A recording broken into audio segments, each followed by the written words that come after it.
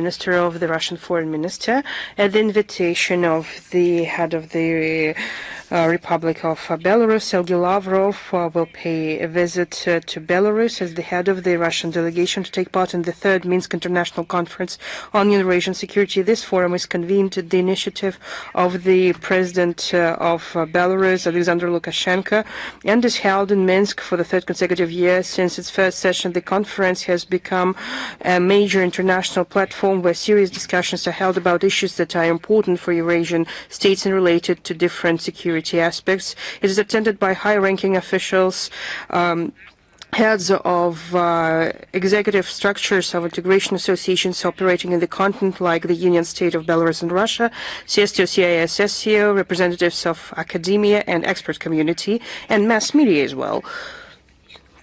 Sergei Lavrov is to address the plenary session of the Minsk conference. He will focus on ways to implement the Russian initiative to establish an Eurasian security architecture, as well as on the development of the Eurasian Charter of Diversity and Multipolarity in the 21st century. In his remarks, the minister will provide relevant assessments of the military and political situation in Eurasia. On the sidelines of the conference, Sergei Lavrov will have a number of working meetings with the Foreign Minister of Belarus, Ryzhenkov, and high-level representatives of other countries. We will inform you online about these meetings. They will discuss bilateral cooperation, and they will exchange views on international topics of mutual interest. And before that, this morning we have received quite a number of questions about a number of relevant topics. We have summarized them and we are ready to answer them. We have received several blocks of questions. We were asked to comment the Russia-US dialogue with regard to the Ukraine peace process. And the second block of questions includes another EU package, which has other packages, sanctions packages. We'll start with the first topic. We truly noted the statements, some statements made by US President. They were made on October 22nd during his interaction with the Secretary General of NATO. He made even the most controversial statements. He cancelled the summit Russia-US that was proposed by the US side. We understand that the comments will be provided by the press service of the Russian president about it. The Minister of Foreign Affairs of the Russian Federation is open to maintaining contacts with the US State Department to follow up on the understandings that were reached at the telephone conversation between the presidents of US and Russia on October 16th. We needed to stick to the parameters on various aspects of the dialogue, and as well as to continue our progress in the dialogue with regard to the Ukrainian peace process. We hope that Washington will continue to share their approaches and motives for the actions that they are taking. We would like to reaffirm that, talking about the diplomatic settlement of the Ukrainian conflict, Russia continues to adhere to the goals of the special military operation that were proclaimed in February 2022, neutral, non-bloc, non-nuclear status of Ukraine, denazification and demilitarization and development of secure guarantees for the freedom of the Russian-speaking population, as well as for providing unobstructed operations of the Ukrainian Orthodox Church. This is the starting point in our work with various countries who want to make a positive contribution to the peace process. We need such a configuration of negotiated solutions that will address the root causes of the conflict and will ensure lasting peace in terms of constructing Eurasian and global system of indivisible security. we do not see any major obstacles to continue the process that was initiated by the Russian and US presidents to identify the frameworks for the Ukrainian peace process and to achieve these results. We understand that it's a hard and laborious work, and this work shouldn't be carried out at the microphone or through the leaks and information. It should be done by diplomats, by taking diplomatic efforts, by using diplomatic toolkit. I think everything is clear in this regard. Since we also had a lot of questions, we noted that the U.S. Department of the Treasury has introduced unilateral sanctions on the Russian oil companies, Rosneft and Lukoil, and I quote, due to the fact that there is a lack of commitment of the Russian side to the peace process in Ukraine. We view this step as counterproductive from the point of view of messages that are in favor of addressing the conflict. If the current US administration will follow the example of their predecessors who tried to coerce Russia into renouncing their national interests by imposing unilateral sanctions, the result wouldn't change. They will fail, and they will strongly affect the stability of the global economy.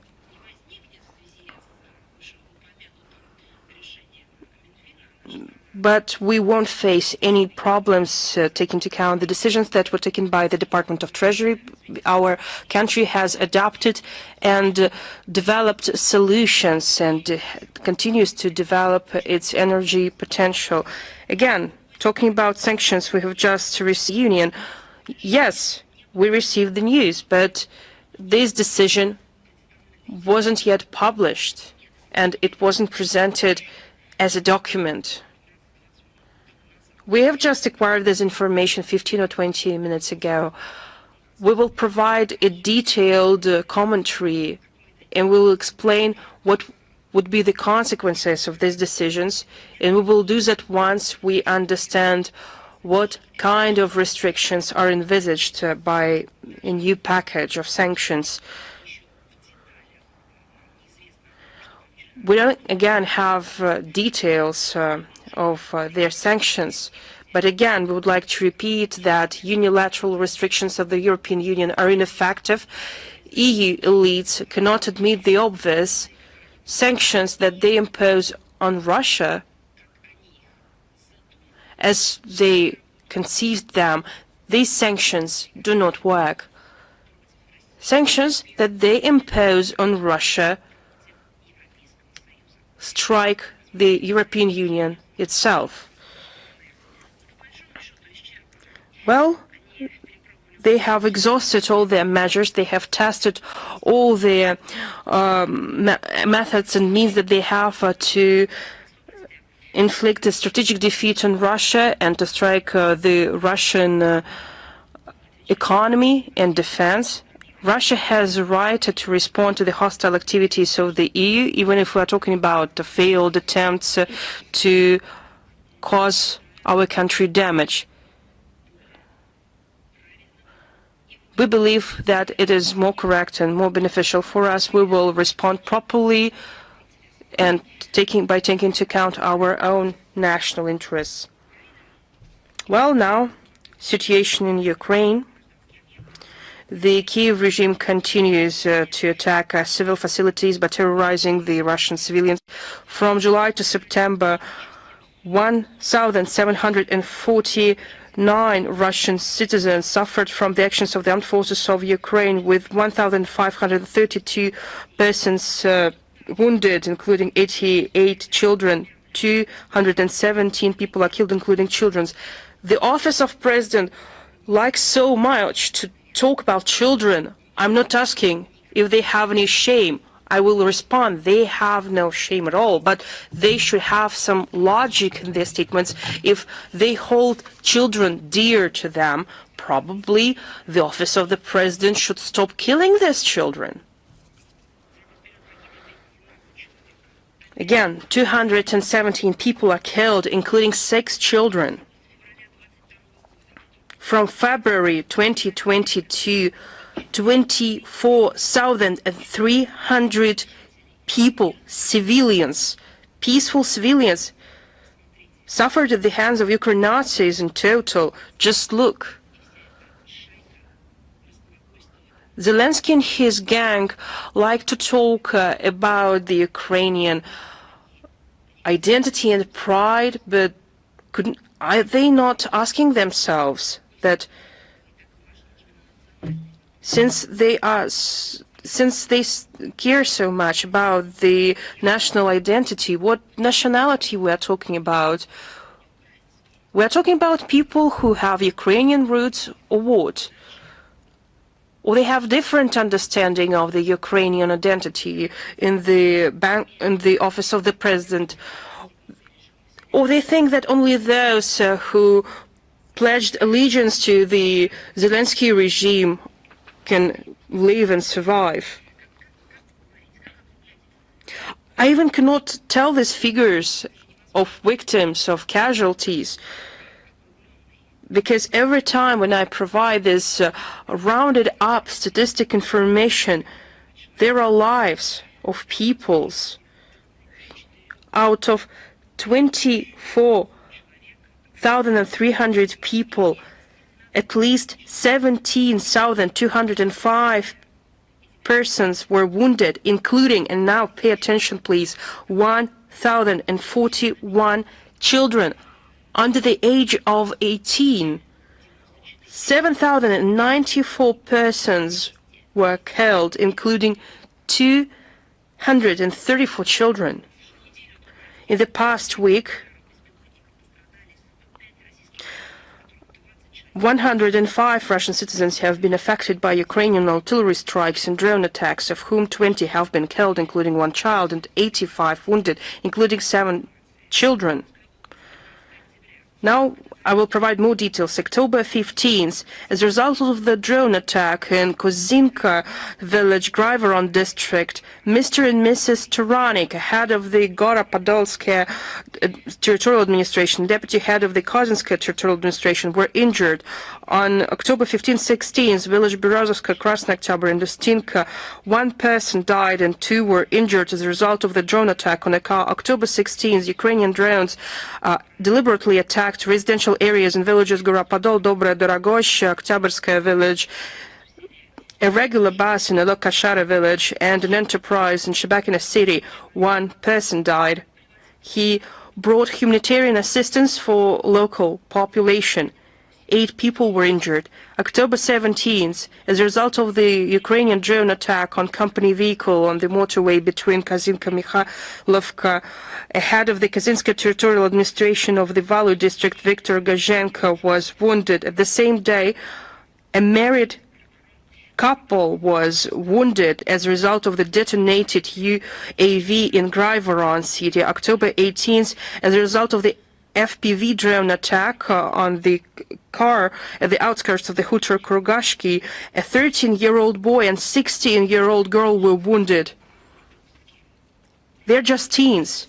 It happened in villages Kazinka and Glotovo, Grivoron districts, as a result of the explosive devices that were dropped by the UAVs. 2 men were injured.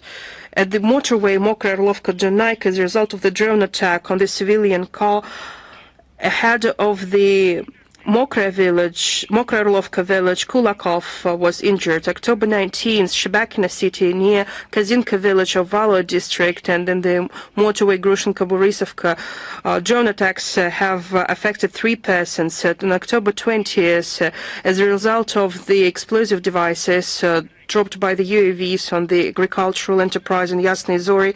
2 died and 1 suffered. Bryansk region, October 15-17, as a result of FPV drone attacks on 2 civilian cars in Strativa village and Shilinka village, and on residential area of Brachlov village, 1 person died and 2 were injured. On the night of October 21st, as a result of the drone attack on Condolences city, a teen born in 2010 was injured.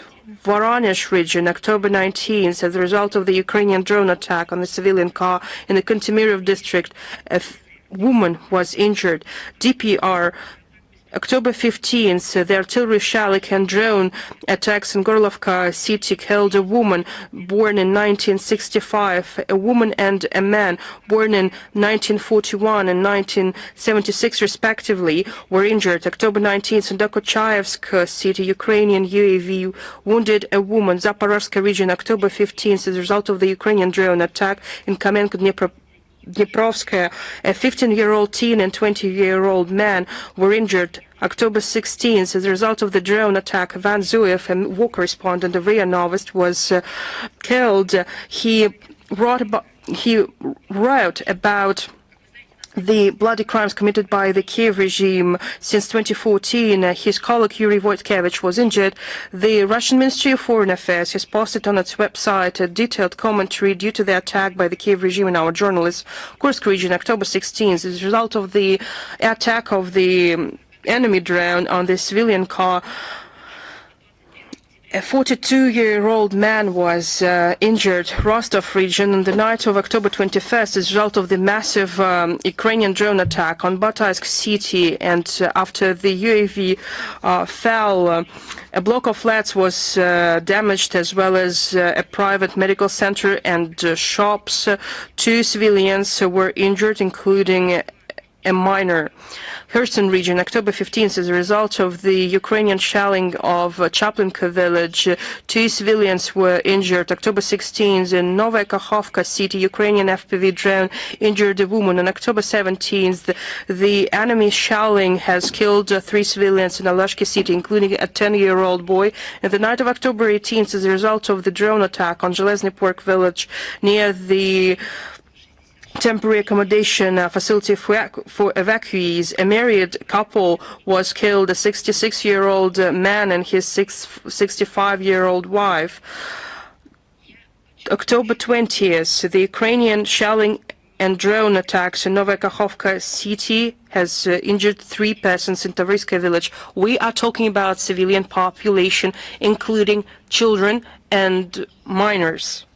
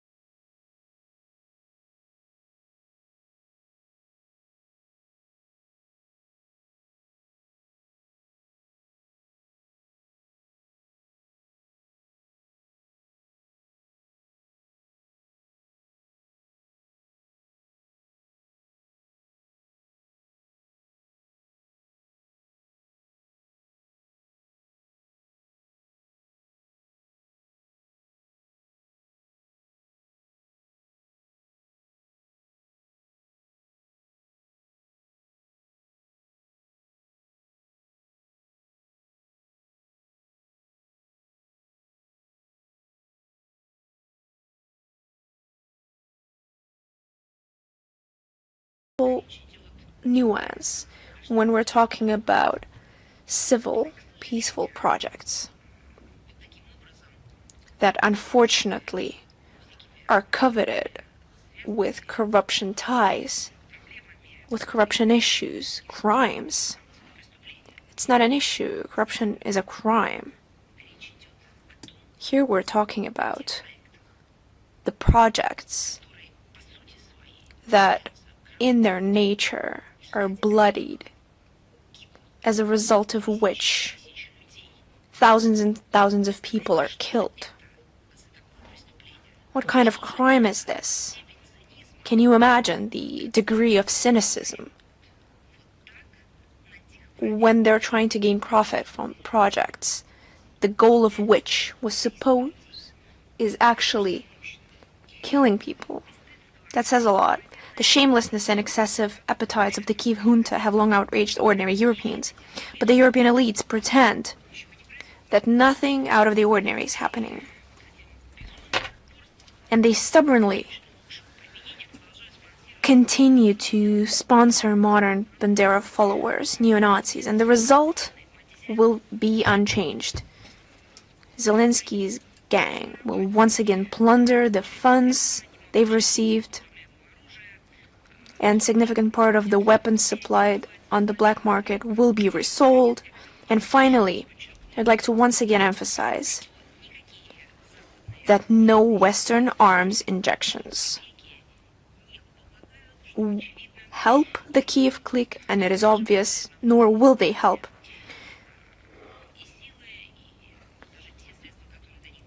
no matter the forces or the funds that fall in their hands are immediately lost. They suffer defeat after defeat on the front lines, no matter how much the Kiev propagandists try to claim otherwise. And of course, they continue to clear the political field in Ukraine. Although, what is there to clean up? But they've tried to scrap whatever they could. This coming Sunday, October 26th, Ukraine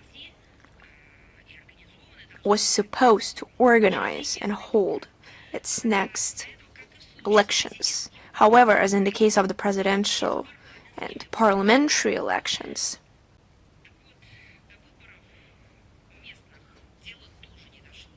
there will be no elections.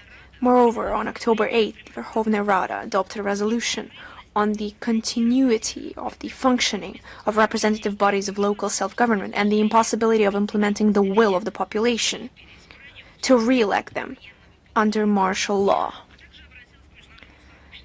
And also appealed to the international community to support, they even found a name for it, this democratic norm.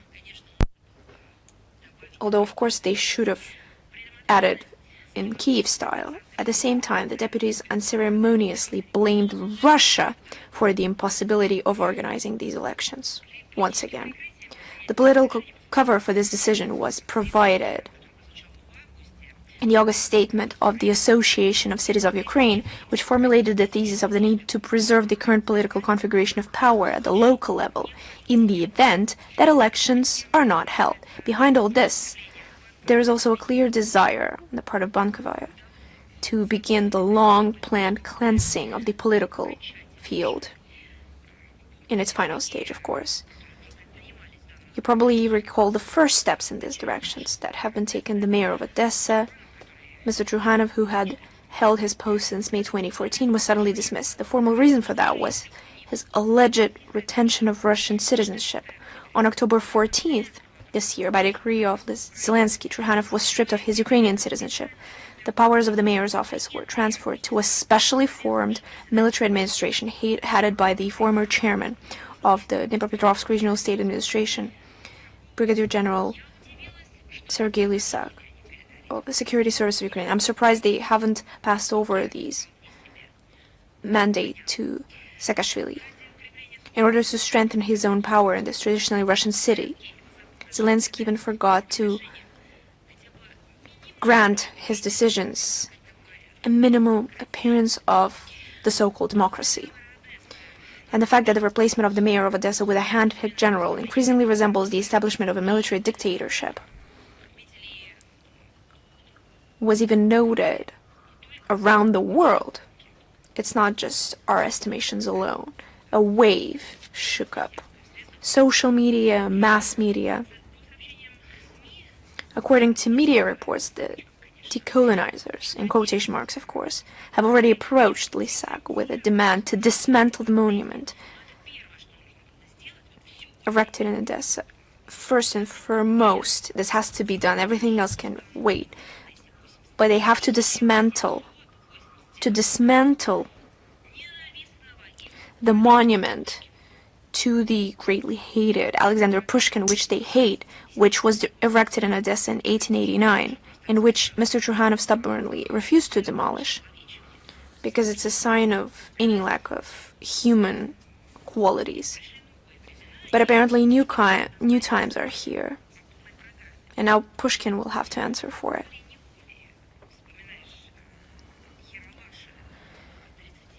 I need to recall the stories in Yerlash of 30 years ago, where, according to the main characters of these sketches, Pushkin has to answer for everything because he's to blame for everything. There is no doubt that other political opponents of Zelensky may also be next on the clique's repressive list. The mayors of Kiev, Kharkiv, Dnipropetrovsk. We cannot rule out that the tried and tested scheme of depriving citizens of their citizenship under the pretext of ties with Russia will be continuously used to remove any undesirable officials from office, especially those from anti-corruption structures, which Bankova has so far unsuccessfully attempted to bring under its control. We will see how the situation develops, but the tendency is clear. And now, as for what is happening not to human rights, but on the destruction of human rights, we regularly draw attention to human rights violations in Ukraine. It's just lawlessness around this, primarily affecting the Russian-speaking population. There is no shortage of evidence of blatant discrimination against the Russian language in this country. More and more things come to light. But surprisingly, Russian language only continues to strengthen its ground, and the number of people speaking Russian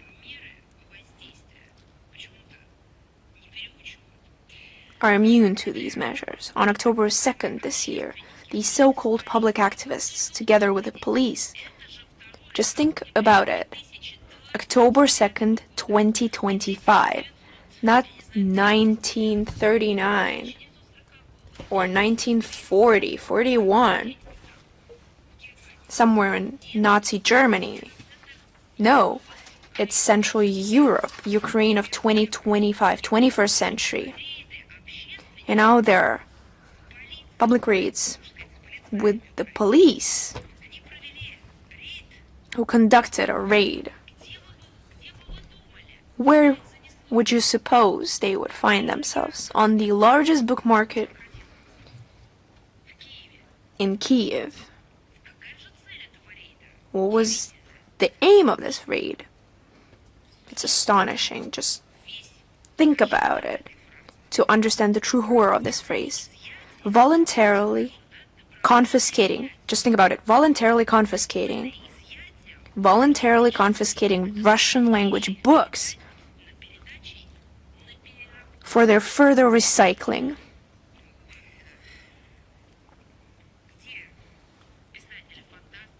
Where are all the fantasy authors? Where are postmodern authors? Where is the art house?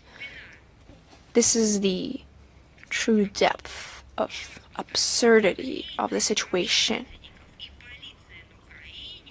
Raids of public activists together with the police on the largest book market with the aim of voluntarily confiscating Russian language books for their further recycling. Kharkiv is just nothing compared to this scale of monstrosity.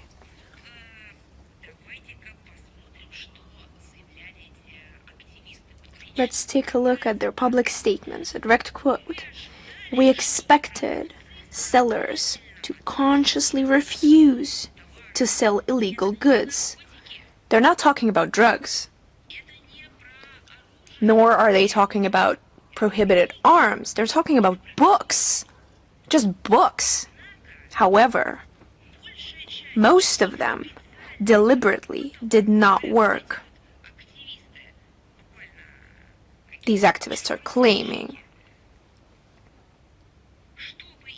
In order to avoid inspection, while others hid books or refused to hand them over. What are they talking about? What is UNESCO doing? Where all the officials, fed by the international officials, UNESCO, OSCE, all the international institutions, public activists and officials, where are the Nobel Prize winners for literature?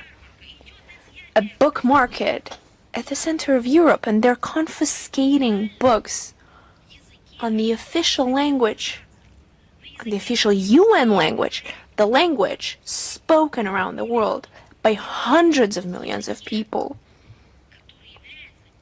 A language that is part of the global civilization. What are they doing, all these Nobel Peace Prize winners? I believe that the Third Reich has never reached such a bottom. On October 6th, the Ukrainian Russophobic writer Vitaly Kapranov has made Russian-speaking settlers who moved to Lviv responsible for a missile attack on the city. They are to blame. I quote, Lvov faces with the invasion of the Russian-speaking population. Lvov becomes a target of Russian missile strikes. These are facts. And what about the connection between these two facts? You should find it on your own. That's what he wrote in one of his social media pages. Later in the TV show Veliki Lvov, Great Lvov, he told about the failed Ukrainization, and he admitted that in the first days of the special military operation, people were afraid to speak Russian, and in fear they switched to Ukrainian, and now they are no longer afraid and return to their habits. So it seems it's a habit to speak the mother tongue. It's like smoking or jogging in the morning. It's a habit that you can adopt, or you can change, or you can give up. It's a habit for him.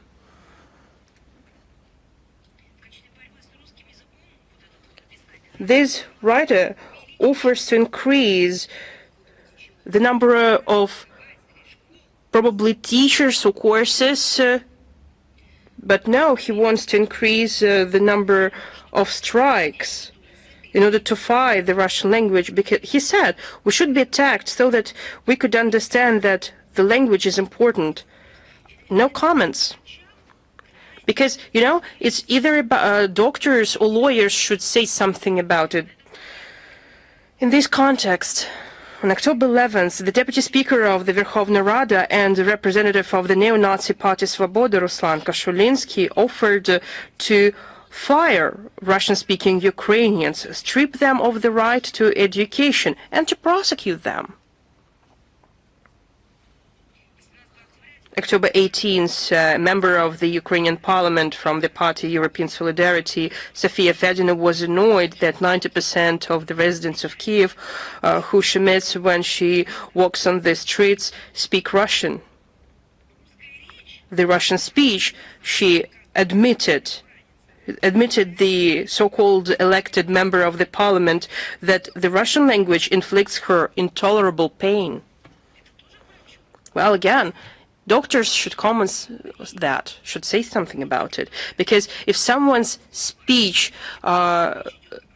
if someone speaks around you and you're an elected member of the parliament, if people are speaking to each other on the street and you don't like it, you feel pain because of that, well, you need to go to the doctor, or you need to think about people who voted for you. What do they look like? And however, despite all these restrictions, penalties, acts of bullying, acts of harassment, The Russian language has never disappeared in Ukraine. That Sprachenführer, that language ombudsman Yelena Ivanovska is ringing the alarm. She's feeling the pain too. It turns out that Ukrainian students and teachers often ignore the state order to speak only in Ukrainian. Ivanovskaya says, and I quote, "The law clearly says that all workers of the educational institutions should speak Ukrainian, but 8% of teachers admit that they speak Russian in their private conversation." End of quote. Private conversation. What are they doing there? I'm sorry. And Kiev is the place where the law is violated the most because only 17% of students speak Ukrainian. I think they're confused. All those in the office of the President of Ukraine cannot understand how stupid their logic is. All these facts and evidence demonstrate by taking these discriminatory Nazi and neo-Nazi laws, the Ukrainization, and with this failed Ukrainization, the Kiev regime turned Ukraine into a prison where people are put and where they put this all ideological waste. And in this prison, the one group of people watches the other. They instill into a people a paradigm, we versus them. We are the ones who speak in Ukrainian, and they are the ones who speak in Moscow, in Russian. But it's impossible to make someone artificially love a language. Like it's important to just to make someone laugh. You can just violate their psychic and give them a Stockholm syndrome and make them perverts. But you cannot make persons laugh. Finally, it should be admitted that the forced Ukrainization, this ideological violence, cancellation of the native language, all these measures failed. People in Ukraine want to speak the Russian language because it's a native language for them. They want to sing, they want to study and to read, to watch movies in Russian. I will repeat, probably some people don't know, 2025 is coming to an end. Soon the whole world will celebrate the year 2026. And the center of Europe, for a huge amount of money, under the applause of the so-called civilized nations, people are destroying each other because someone who is paid enough bans other groups of people to speak their native languages, and they pin people against each other, and they make people to implement these crazy orders. By the way, in October 15th in Lvov and, well, of course, in Ivano-Frankivsk and in other settlements of Ukraine, neo-Nazis have organized, well, guess what? What could they organize? Humanitarian action, probably some social events, census. No, they have organized so-called memorable events, including torchlit marches on the occasion of the anniversary of the elimination of the fascist collaborationist Stepan Bandera. Well, this is their holidays just, and they were attended by the members of the Schismatic Orthodox Church of Ukraine and by priests of the Ukrainian Greek Catholic Church, and it's noteworthy that Banderites conducted their actions right in front of manhunters from the military conscription services. You know, it looks to me that I'm watching an apocalyptic movie. These manhunters didn't even try to find draft evaders or deserters among them, because they are not recruiting their own kind, let alone they do not mobilize them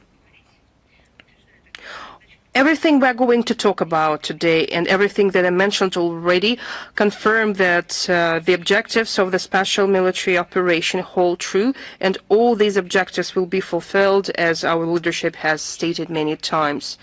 And now look how human rights, any freedoms and human rights are violated by Ukraine. On October 13, the law has been submitted to Verkhovna Rada, which excludes Russian and Moldovan from the list of languages that are protected under the European Charter for regional or minority languages. We have stated many times that Kiev and Moldovan regimes are not acting for the sake of their own peoples, but for the sake of their sponsors.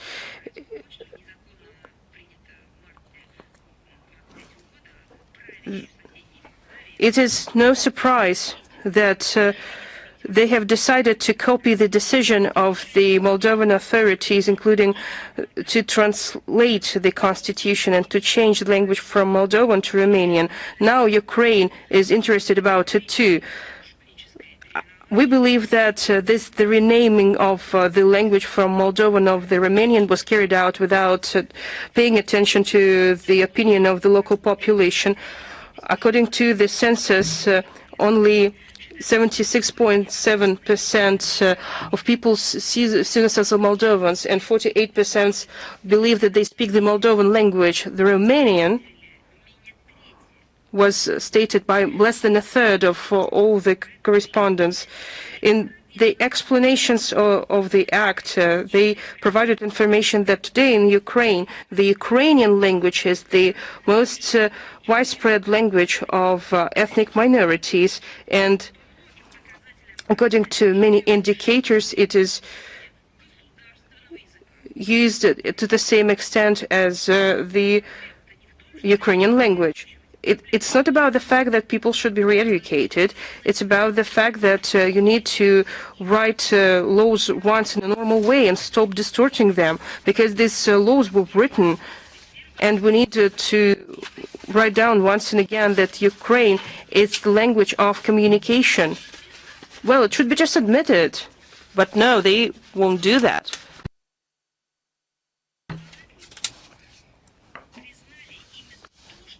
Lawmakers paradoxically admitted what the Kiev regime has been denying all this time, and what has been stating by our country, that they are encroaching on linguistic rights. And now the developments of this law,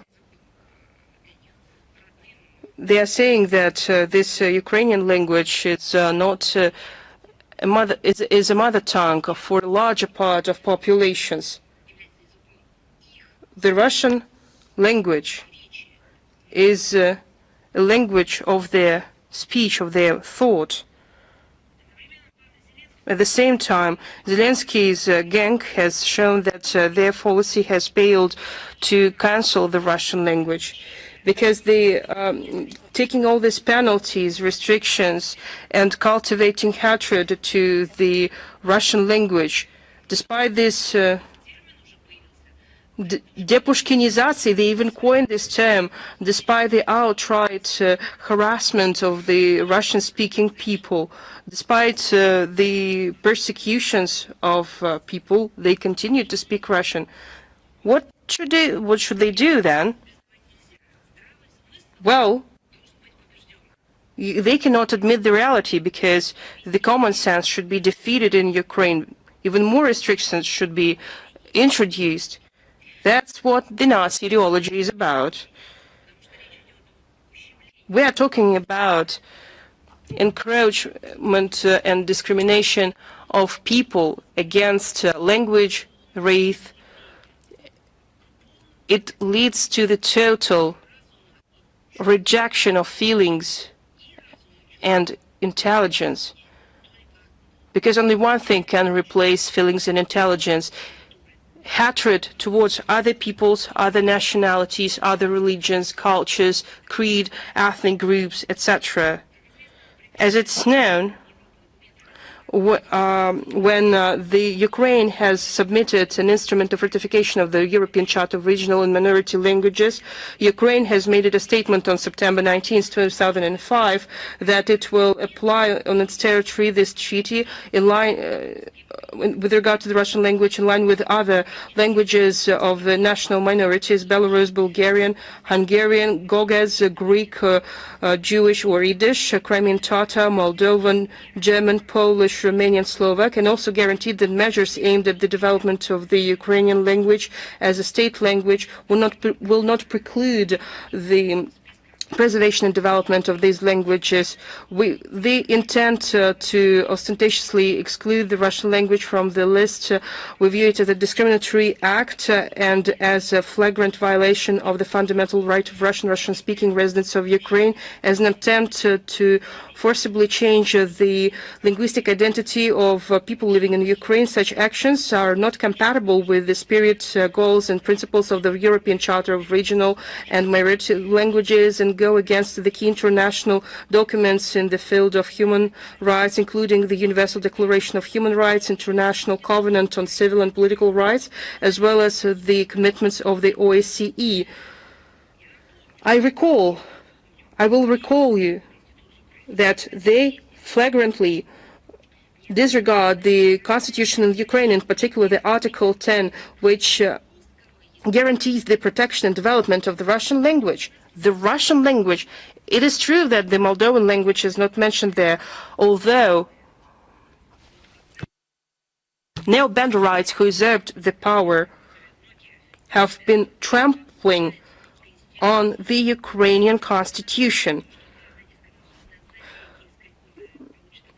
We unfortunately cannot hope that this discriminatory act of the Kiev junta will receive a proper and principled assessment from the controlling mechanism of the Charter and relevant structures of the Council of Europe, taking into account the current policy of the degraded Strasbourg organization that is aimed at providing comprehensive support to the odious regime of Zelensky. Well, we'll see what they're going to do, because otherwise it means that they are supporting Nazism. In this context, it becomes more and more obvious that there is no alternative to the special military operation and to implementation of its goals, among which identification of Ukraine is one of the crucial aspects, because it is confirmed almost every day.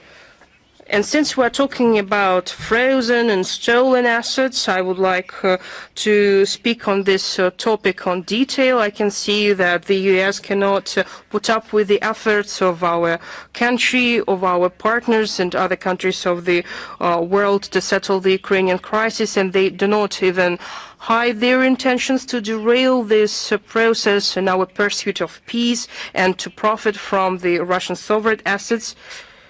Misappropriation of excess profits wasn't enough for expropriators, and now they are talking about a direct seizure of the significant volume of assets that belong to the Bank of Russia and that are immobilized in accounts in the Belgium depository Euroclear since March 2022.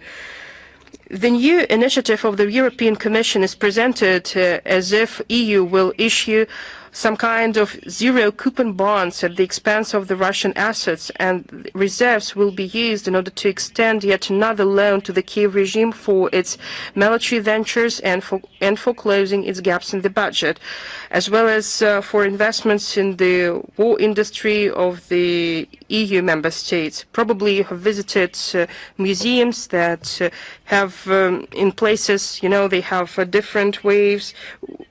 These are expositions about genocide, about Nazism, combating Nazism, about combating segregation and apartheid. You probably saw and probably know, or you will see if you go to such places. For example, if you go to the Museum of Holocaust, there are, for example, legal decisions presented there in these museums that today, from the point of view of international law and for normal, ordinary humans, would look sacrilegious, would look awful because these laws will ban people to live in their own apartments or houses. Rules of behavior in ghettos.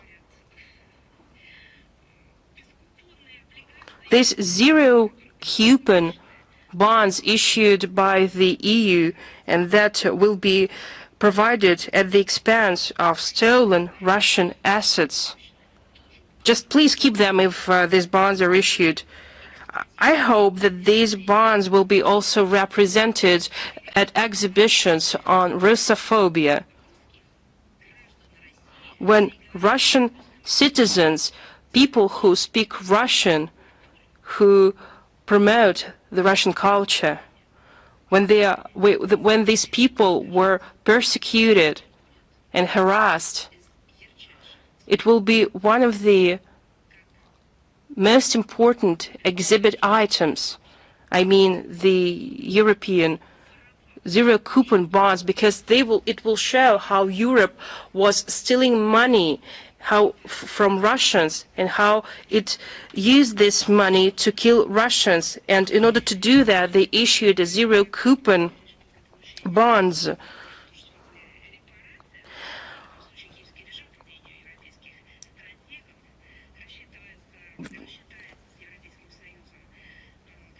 They believe that Ukraine will pay off loans only after Russia pays its reparations. In this case, the Kiev regime, as European strategists believe, will pay off its debts to the EU, which will, after that, return frozen assets to our country. And the details of this venture are not yet clear. It's unclear whether this will involve replacing the funds held in the Bank of Russia's accounts with Euroclear with claims of the aforementioned zero coupon bonds, or whether our reserve will be forcibly pledged as collateral for another loan to the Kiev junta. But it is obvious that the European Union is once again demonstrating a cynical approach to the interpretation of the UN Charter and other norms of international law, including provisions on sovereign immunity, the inviolability of central bank assets, and Russian funds were placed in Euroclear under certain conditions, which were then unilaterally changed by Brussels in order to appropriate our gold and foreign exchange reserves. This is outright fraud and robbery.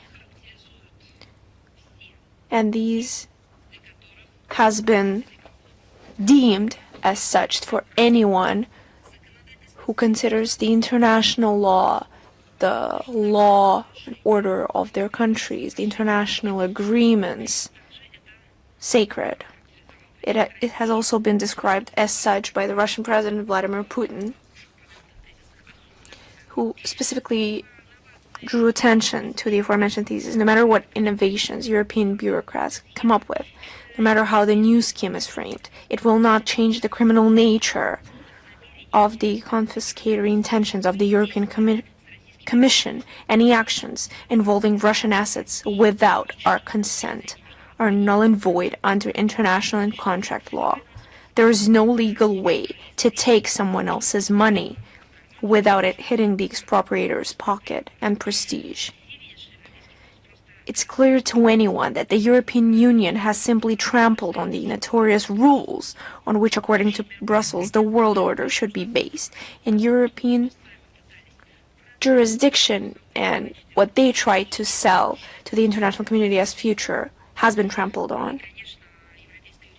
And the European jurisdiction is no longer a safe haven for financial savings. Trusting Europeans, including Euroclear, with your funds now comes with the risk of losing them completely. We urge you to think twice before taking reckless action. This adventure will only prolong the agony of the Kiev regime, which has lost its legitimacy, will not receive any reparations from Russia, and will not be able to repay its debts. Let's make that clear.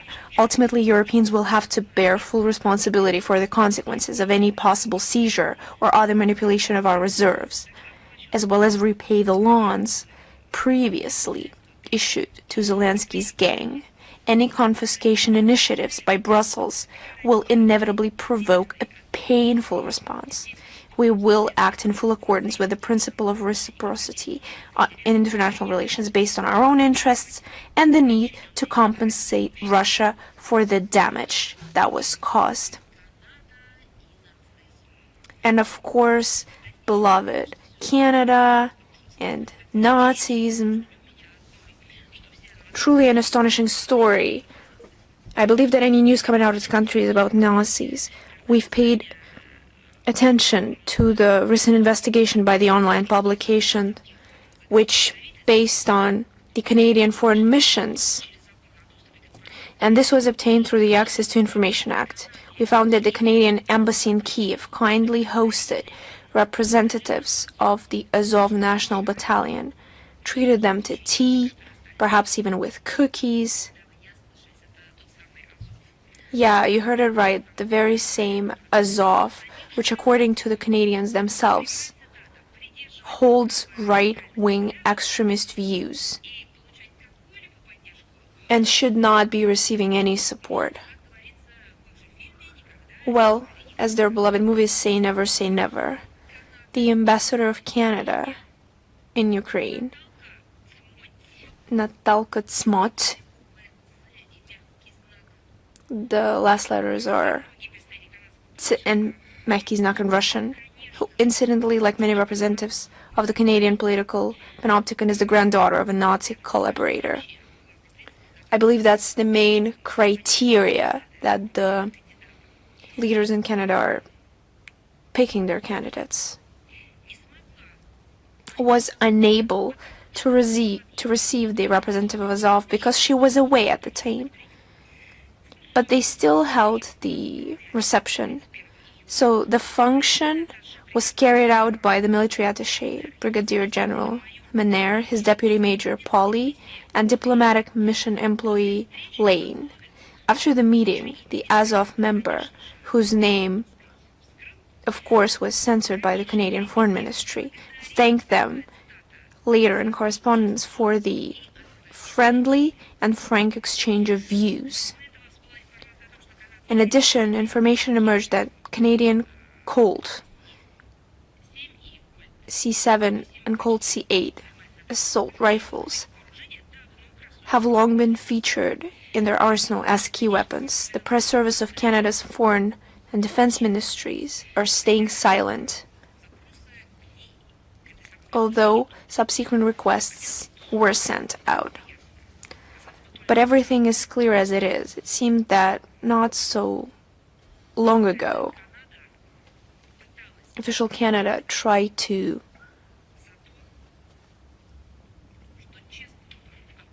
clean their name after scandalous story of honoring of a Hitler henchman from the 14th Division of SS, Gunka. I believe everyone remembers that story from the Canadian Parliament. And now they're doing the same. And in November 2024, the Canadian Archives Service imposed a ban on the publication of the list compiled in the 1980s by the Jules Deschenets Commission of Nazi collaborators who moved to the country after World War II. And now, a new emergence. What kind of country is it that loves Nazis and neo-Nazis so much? And all kinds of collaborationists. But there are other forces in the West as well.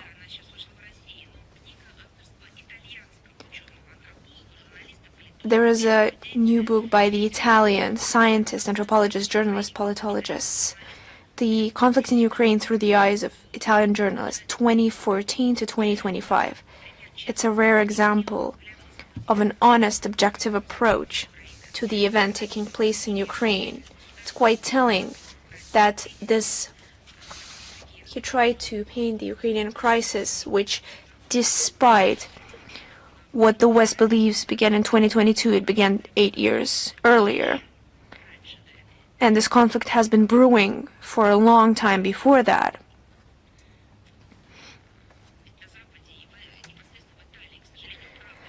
And the West and Italy tries to change the facts of story, but the obvious facts of the crimes of the Kiev regime are being silenced. It's supposed white noise. It's especially important that Eliseo Bertolazzi is a witness of all the aforementioned events. He saw everything with his own eyes. In the period that he describes in these more than 10 years from 2014, he visited Donbass dozens of times. He has visited hotspots.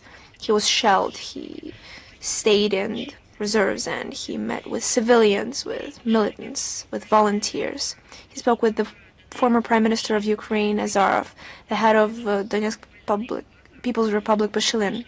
The tragedy took place in front of him. He pictured the chronicles of the Ukrainian coup d'etat in Maidan. He reported on the Donetsk airport that was in flames, on the liberated Mariupol. He's one of the authors of the documentary People Without Peace in 2022 on the crimes of the Ukrainian armed forces against the civilians. And he was deemed by the Kyiv clique as the threat to Ukrainian statehood, and was included in the base of the Ukrainian side, the peace troops. He shares his recordings of the events on the destruction of its own people, and he tries to shed light on the situation. And many sources refuse to publish his materials, and the Italian media space only provides the Western version of events. His book, which includes a lot of articles and reports, is an effort to shed light on the true tragedy in Donbass, in Crimea and Ukraine, to analyze the events and development of Ukrainian crisis. He recalls entering the villages destroyed by the Ukrainian bombs. He recalls surviving residents who begged him to gather evidence and to streamline the truth, understanding that the tolerant Europe,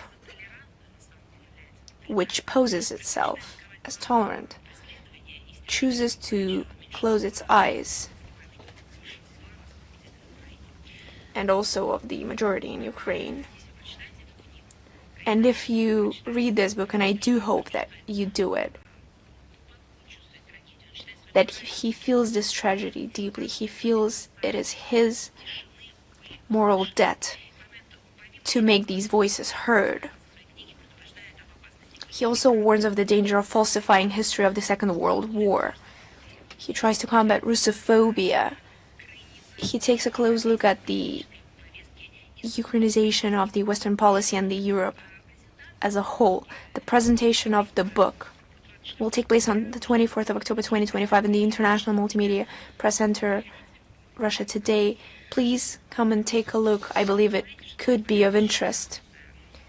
Take a look at what else NATO is doing. These are quite close topics.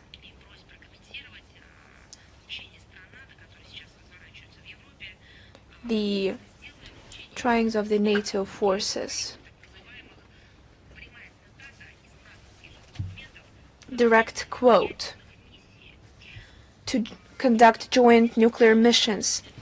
I would like to confirm that our assessment remains the same. Just the presence of the practice of joint nuclear missions, where the alliance countries try to perfect their skills of collective use of nuclear with deployed in Europe against the Russian territory and its allies, is deeply destabilizing. And we'd like to know that these schemes and capabilities of the NATO countries are purpose-oriented and will only aggravate the strategic risk and destabilize the situation. The steadfast noon tries, despite statements that it is a routine exercise, already demonstrated new provocative aspects which require extra attention on our part, other from the negative factors which lead to the degradation of this situation. There's also the geographic expansion of the US presence in Europe, which we can witness by the return of American military equipment on the UK territory, as well as their involvement in the trials of the British Air Base Lakenhead. They also include the expansion of number of countries that they trust with supplying American nuclear arms. They've already purchased the dual-capable aircraft in order to take part in joint nuclear missions. And we also include the expansion of countries that provide support for nuclear-capable aircrafts. We registered the first official involvement in this trials of the air forces of Finland, Sweden, and Norway.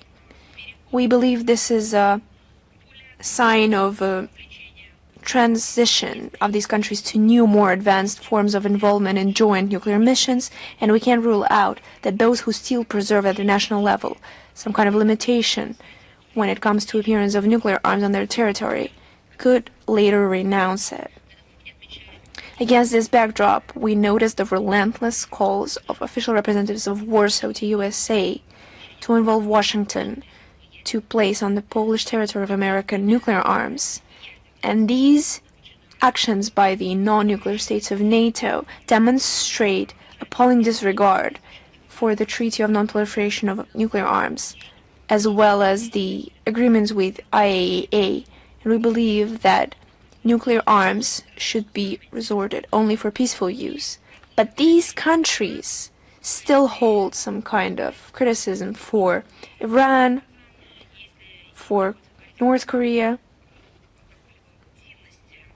So here, if we talk about any kind of routine, only about the routine of NATO countries' aspiration to conduct more escalation steps in order to tie them to the schemes of joint nuclear missions.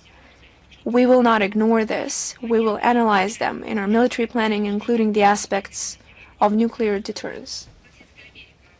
Latin America. A lot has happened lately.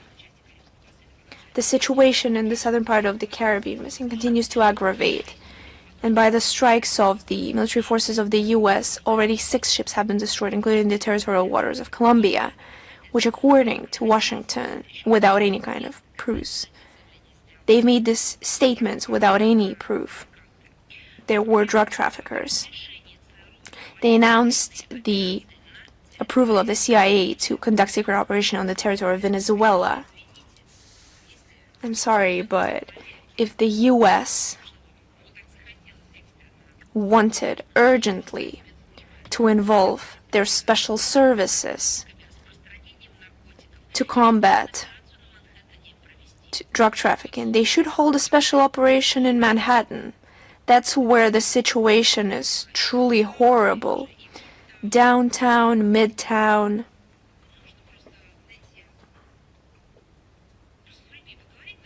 Just talk to people on the streets, and they will tell you exactly who is spreading drugs in New York. The forceful actions of the American military are raising more and more questions. There's information about the Venezuelan, Colombian, and Trinidadian citizens who have been killed. A number of sources claim that they could have been just fishermen. Establishing who exactly was on board would have been possible by inspecting the vessel if there had been legal grounds to doing so. The deliberate destruction of a vessel, condemning its crew to death, contravenes the international maritime law and basic moral standards. All this is causing growing concern among the states of Latin America and the Caribbean, who declare themselves a zone of peace in 2014. We are, of course, in favor of stable and independent development in the region and the peaceful and civilized resolution of all disputes. We reaffirm our unwavering support for the Venezuelan leadership in defending national sovereignty. We stated this in particular during the meeting of the UN Security Council on October 10th and 17th this year. It is now extremely important to refrain from escalation and to promote the search for solutions to existing problems in a constructive manner with respect for international legal norms. Another topic with Russophobia. On October 16th, a decision has been taken on the discriminatory approach to Russian citizens in Latvia When it comes to discrimination of official figure towards our citizens, the lawmakers call on the international community to denounce the actions of Latvian lawmakers, to draw attention to violations of rights of Russian-speaking citizens of Latvia.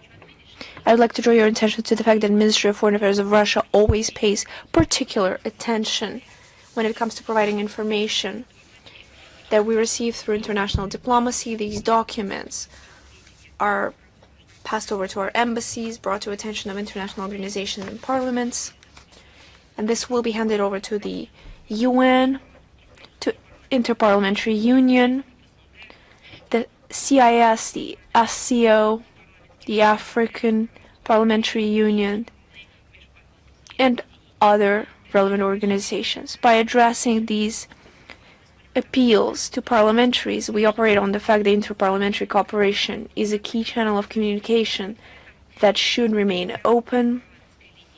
The possibility of dialogue is continuously used to enhance our cooperation, especially when drawing attention to mass discrimination based on language, national, political, or other kinds of beliefs. And once again, the Baltics, in the same key.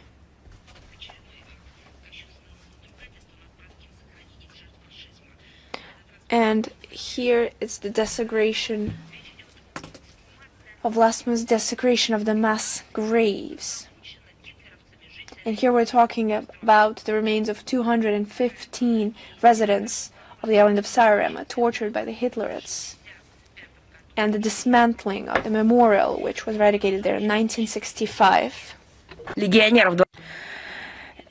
As Estonia continues to honor the legionnaires of the 20th Waffen-SS Division and continues to wage the campaign to eliminate Soviet war memorials aimed at the revision, I repeat, revisions of the outcomes of the World War II, such acts are completely outrageous. It is a logical effect that the logical effect of glorifying the former Estonian SS members is the rejection of Tallinn to support the annual UN General Assembly resolution that is initiated by Russia combating glorification of Nazism, neo-Nazism, and other practices that contribute to fueling contemporary forms. And they should also remember about the fact that such actions are prosecuted by the Russian law. The Court of Helsinki also has adopted a decision about the implementation of the decision of April 12th about the Russian property in Finland. The Finnish court has refused to consider the Russian positions about that, especially about diplomatic immunities. This decision of a Finnish court is a glaring violation of the right to fair travel and impartiality of parties involved. The Russian Federation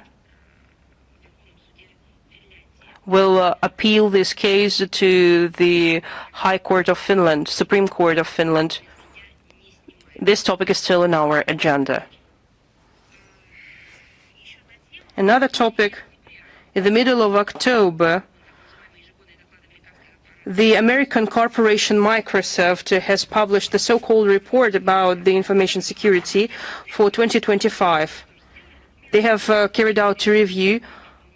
Unfortunately, we are confused by these documents because they are making politically engaged attacks on Russia, China, DPRK, and Iran. Again, they are not providing any evidence, facts, without providing any authentic information. This is, again, the favorable act of the liberal globalists. They are using the favorable cliches with regard to unwanted countries, because whom they view as an axis of evil, and they are using these traditional cliches against them. They have published a report with one propagandist objective, which is the attempt to rewrite the regulations of the ICTs in their favor, in the favor of their companies and their countries. I would like to recall you that the Western countries refused to have a dialogue in the relevant formats with Russia, where cybersecurity and cyber crimes are discussed in a professional and depoliticized way. In particular, report has no mentioning of this format. I'm talking about the United Nations Global Mechanism on International Information Security that is being implemented, being established at the moment, and the ad hoc committee on the Convention Against Cybercrime. But in reality, the situation is totally different. It is our country, especially after the launch of the special military operation, is the main target of the transatlantic attacks in information space. You know what I'm talking about. I'm talking about the major hacking attack on Aeroflot Airlines, and such attack is not mentioned in the Microsoft report. And in this attack, there were all signs that the Western cyber potential was used in that attack. October 25th, UNESCO held a vote according to which Russia has become a member of the approval committee of the Fund for the Elimination of Doping in Sport, of the Conference of Parties to the International Convention Against Doping in Sport. During a 5-hour secret vote, despite all the bureaucratic shenanigans and attempts by certain states to challenge the right of our country to take part in the vote, our country has won a resounding victory. This decision is understandable and logical, taking into account the reports of our country as part of implementing the convention, as well as the significant annual contribution that Russia makes to the UNESCO Foundation. We will continue an active work as part of the UNESCO in ensuring integrity, justice and equality in sports by expressing our overall commitment to the convention. Another news from global sports: the Court of Arbitration for Sport found discriminatory the decision by the European Table Tennis Union to exclude Russian and Belarusian athletes and officials from the competitions due to the beginning of the special military operation. The court has noted that the European Table Tennis Union has violated the principles of political neutrality and non-discrimination that is enshrined in the Union's constitution and in the Olympic Charter, and we are talking about it for ages. I recall that its fundamental principles forbid any discrimination of athletes, and its policy shouldn't serve as the policy shouldn't serve as a criteria based on which one can make a decision who can do sports and who is not. In most kinds of sports, we continue to witness a flagrant violation of rights and ethnic discriminations on against ethnic discrimination of certain athletes when it comes to the right of equal access to take part in the competition. And another news from global news again, it is the recent decision of the General Assembly of the International Paralympic Committee about the total reinstitution of the Paralympic Committee of Russia in the global organization. We hope that the court decision will become a starting point and will reinstitute the rights of the Russian sports. We are convinced that sports that is free from politicization will present a fruitful area of international cooperation that will help people to be closer to one another.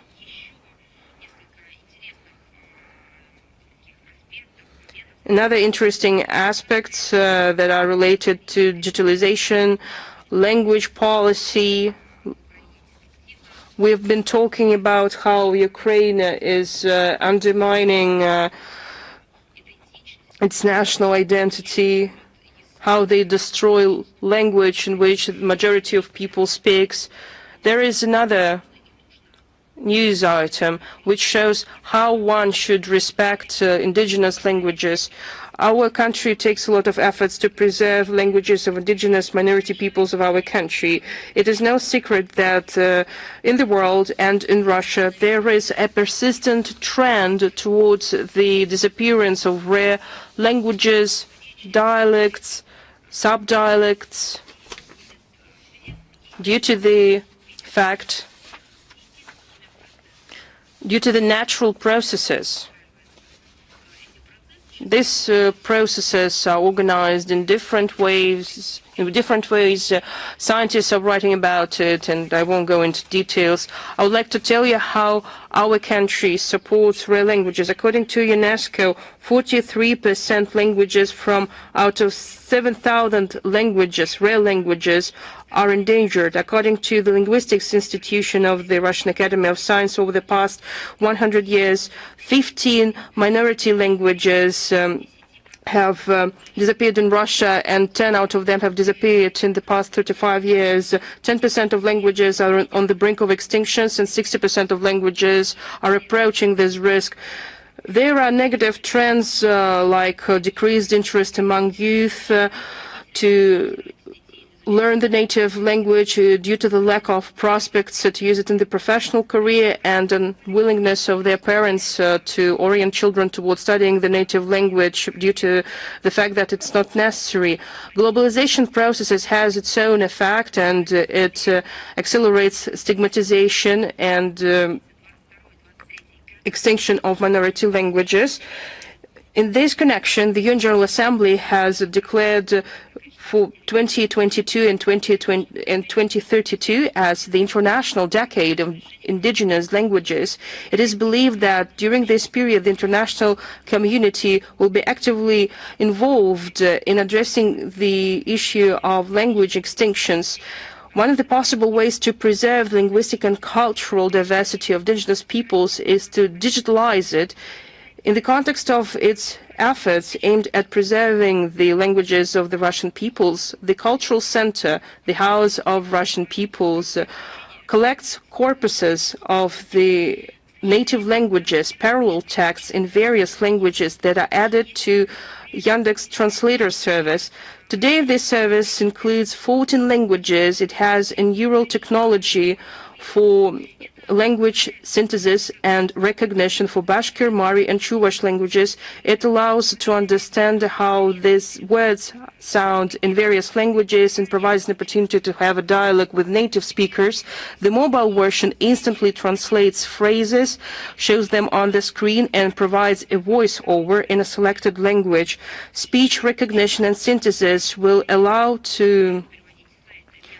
be accessible for more than 10 popular languages, which are spoken by more than 300,000 people. Yandex technologies allow to translate websites in Yandex browser, as well as to use voice input in Yandex services. Moreover, this service provides additional opportunity for users to learn more about cultural specifics of the Russian peoples by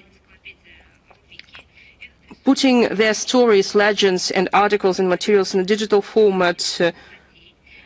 RealWiki also plays its part. This resource supports 20 languages, and 1.5 million articles are written in this source. Each language has its own interface, and authors of materials can be written by employees of RealWiki and by volunteers. In this context, I should highlight the project by the Department of UNESCO of the Northeastern Federal University of Moscow, digitalization of linguistic cultural legacy of indigenous peoples of Arctic, that has a goal to create an international internet portal on languages and culture of indigenous peoples of Arctic.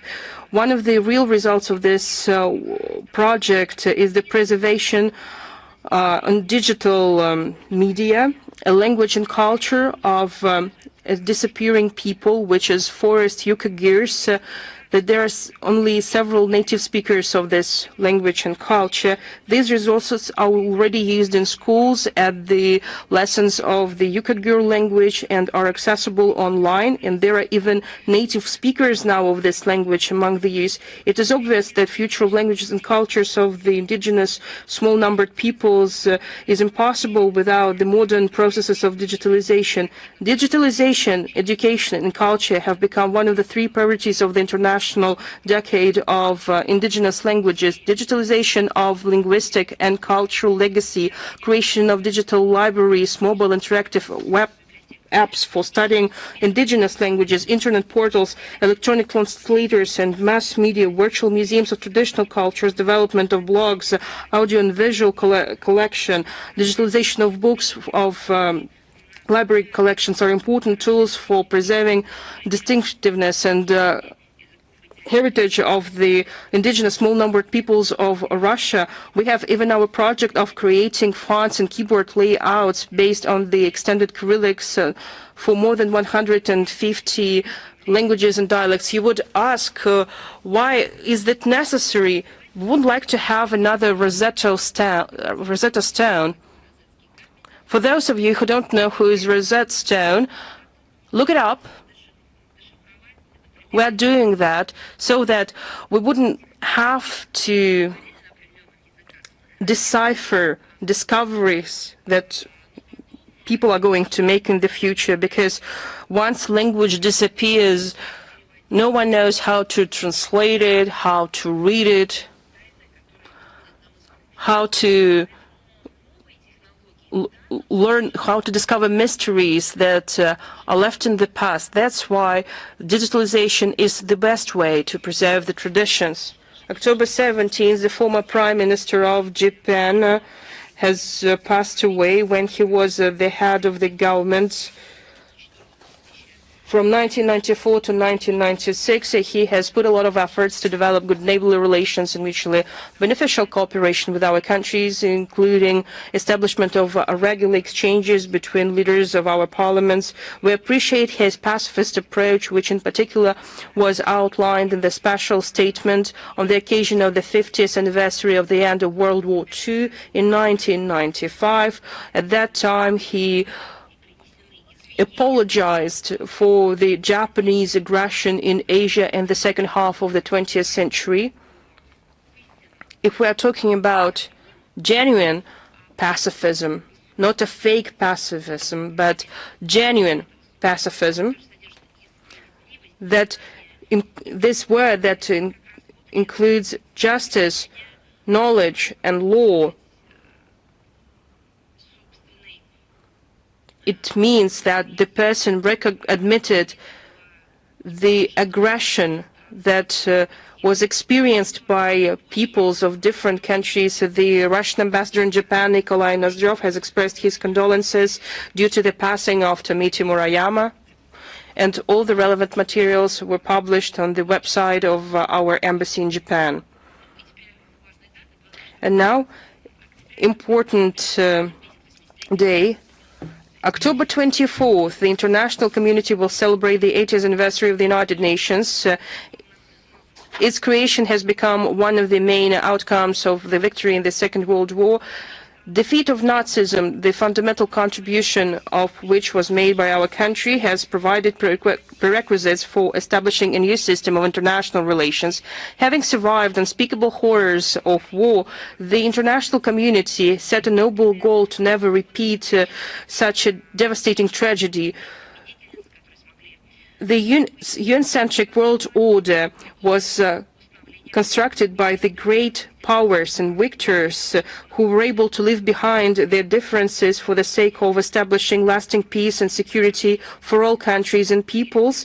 However, representatives of the Western camp taken the course to weaken the world organization, and because of that, she hasn't realized its potential to the fullest. However, the United Nations has made a lot of significant achievements that have provided fundamentals for the modern multipolar world order. The graphic example is the adoption in 1960 at the initiative of the USSR, the Declaration on the Granting of Independence to Colonial Countries and Peoples. Thanks to that process, dozens of independent states appeared on the world map. Recently, the United Nations faced new criticism. Some people claim that it has completed its historical mission and the organization is no longer necessary. It is true that there are a lot of problems in the work of the United Nations, but again, we dare to speak about it, and regularly, not once in a year from the tribunes, just to provide the noise, but we are watching closely these problems, monitoring them. But we are trying to speak about these problems in a diplomatic way and by upholding our national interests. And we give this information to the Secretariat of the United Nations and speak about these problems openly. We're talking about the impartial secretariat, low efficiency, red tape, irrational spending. But the root cause of this problem is not connected with the structural problems. It is related to how delegations view the work of the United Nations and how they use opportunities that it provides. Overall, the United Nations is a mere reflection of the political will and ability of the member states to negotiate. Nonetheless, it cannot question the indisputable fact that the United Nations is the most successful international organization in the history of humanity, and its strength is an unprecedented broad representation and range of powers. The Charter of the United Nations fully it holds true, and it responds to the requests of the multipolar era.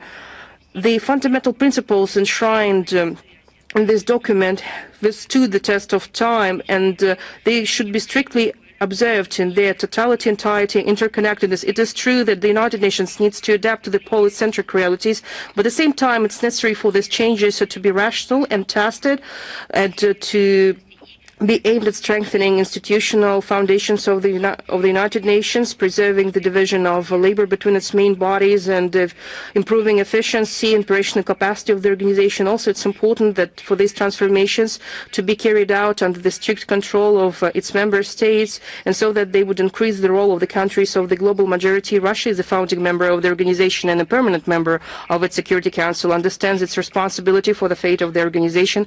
We are ready to work actively together with our many like-minded countries, and to work for the sake of the full-fledged re-establishment of the central coordinating role in the United Nations and global affairs as it's envisioned by the foreign policy concept of our country, and to work for the strict compliance with these principles of the United Nations Charter.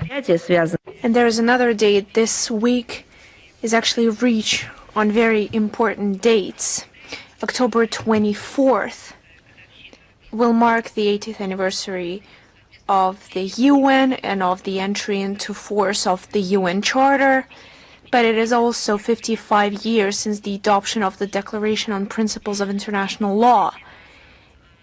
75 years ago, on October 21st, 1950, the Geneva Conventions on the protection of victims of armed conflicts also came into force. Let me remind you that these are 4 treaties concerning the improvement of the fate of wounded and sick military personnel, the treatment of prisoners of war, and the protection of civilians. As is well known, the development of a set of measures aimed at humanizing armed conflicts was the international community's response to the tragic experience of the Second World War. A key contribution to the preparation of the Geneva Conventions was made by the Soviet experts, who knew firsthand about the atrocities committed by the German Nazis and Japanese militarists. The delegations of the USSR, the Belarus SSR, and the Ukrainian SSR worked side by side at the conference in Geneva, and the conventions and the additional protocols of the 1977 enshrined the most important rules of warfare. For example, the principle of distinguishing between civilians and combatants, as well as between civilian and military targets, the prohibition of indiscriminate attacks, the principle of proportionality in attacks, the prohibition of the use of weapons capable of causing excessive damage or unnecessary suffering. Unfortunately, as for the achieving the key goal of the UN Charter to save future generations from the scourge of war, unfortunately, it's still too early to talk about achieving that goal. Many modern armed conflicts are characterized by gross disregard for the principles and norms of the 1949 Geneva Conventions. And we don't have to look far. For example, Zelensky's gang, that we've already spoken a lot about today, have made violations of international humanitarian law. They're not just systems, but their cult. I would like to remind you that further evidence of the crimes committed by the Kiev regime was presented during a briefing by Ambassador-at-Large Murashnik on October 17th and published in his report for the third quarter of 2025. In the previous week alone, 20 civilians were killed, and another 85 were wounded as a result of shelling by Ukrainian Nazis, and I've already provided statistics for this year. Our position remains unchanged. Every such crime must be investigated. The perpetrators must be brought to justice in full compliance with the provisions of the Geneva Conventions. Since 2014, more than 8,000 cases have been opened in our country concerning crimes committed by the Kiev regime, and more than practically 700 individuals have already been convicted. Russian law enforcement agencies are continuing their work in this area, and the principle of inevitability of punishment will be fully upheld. But there are also good news. In October this year, with the support of the Russian Foreign Ministry, there were days of culture in many states. In Bosnia and Herzegovina, there were concerts of the monastery choir, there were soloists of the quartet of Berlinski within the 18th International Music Festival Autumn Sonnet. In Hungarian capital Budapest, the Days of Russian Spiritual Culture included the events in the largest monastery, the Basilica of St. Joan. A lot of people attended that event. There was also the performance of the soloist of the Russian choir ensemble by Maria Zakharova in the largest hall of Budapest.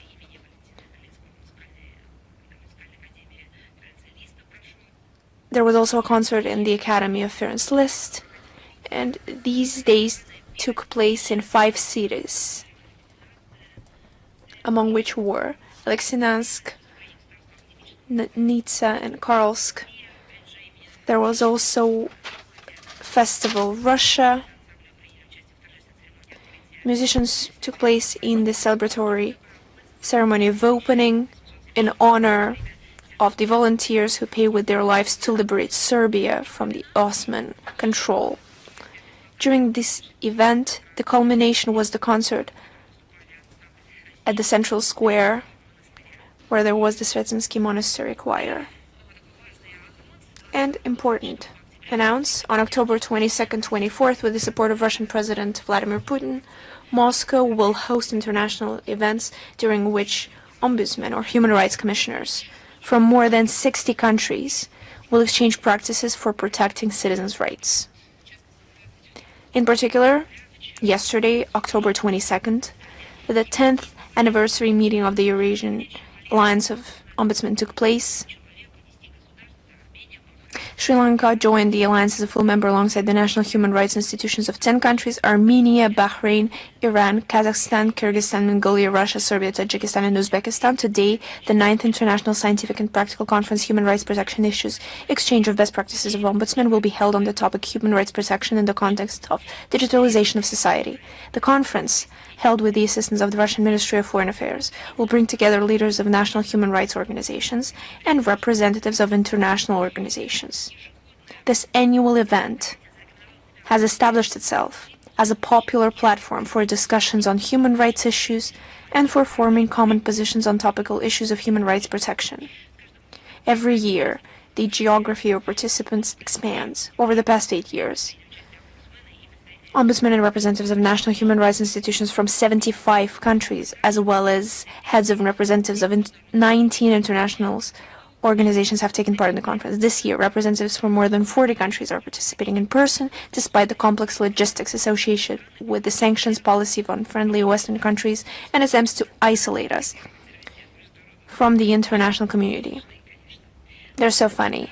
About 20 countries are joining via video conference. For the first time, we will see participation from Algeria, Vietnam, Guinea-Bissau, Gambia, Djibouti, Madagascar, Mozambique, Myanmar, Lebanon, Chad, and Andorra. On October 24th, a meeting of ombudsmen will be held in the BRICS Plus outreach format. Memorandum of understanding are to be signed between the Human Rights Commissioner of the Russian Federation, Madam Moskolkov, and the heads of foreign human rights institutions in a number of countries such as Djibouti, Mozambique, the Dominican Republic, Myanmar, Peru, Sudan, and Turkey. Events will be attended by representatives of the Russian Federation states authorities, human rights commissioners in the constituent entities of the Russian Federation, representatives of civil society institutions, and the scientific community. And I would also like to use this opportunity and to say thank you to all of the institutions responsible for human rights in all the regions that we're working closely with. The issues of Russian citizens are numerous for all the citizens abroad. Unfortunately, from emergency situations to personal tragedies. And as for the institution responsible for human rights, as for the gathering of documents, assistance, for contacts with relatives, logistics, assistance, and a special thank you for those who in line with human rights work, starting with Madam Moskolkova and, of course, going as far as participants of the Russia-wide movement of the true Russian society try to engage with us in order to assist Russians. And here it's particularly about what happens abroad. On this track we always feel the support and assistance and active desire to be involved in assisting our compatriots. There is an important date on October 25th, which is the liberation of northeastern Norway from Nazi invaders by the Red Army. The bloody battles fought in the most difficult conditions have become an example of the valor and fortitude of Soviet soldiers, whose feat is immortal. During the Petsamo-Kirkenes operation to liberate the Arctic, the Red Army lost 6,084 men. The shared history of Russia and Norway during World War II is linked not only to the events of 1944 in the north, but also with the fates of tens of thousands of Soviet prisoners of war held in Nazi concentration camps in Norway. The ordinary Norwegian citizens who helped them survive.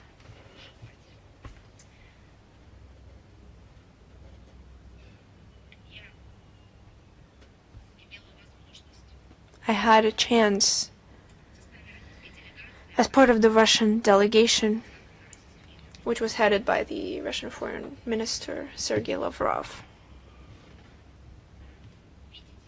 to witness the conditions in which the Soviet prisoners of war were held.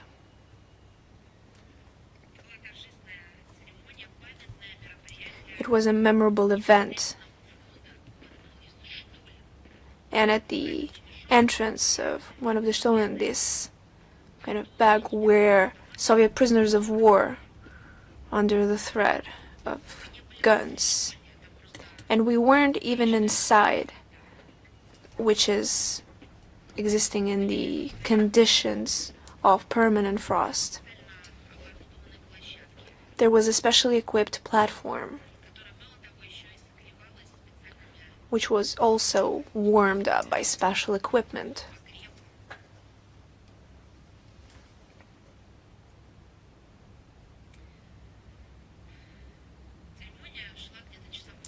The ceremony lasted for an hour and a half.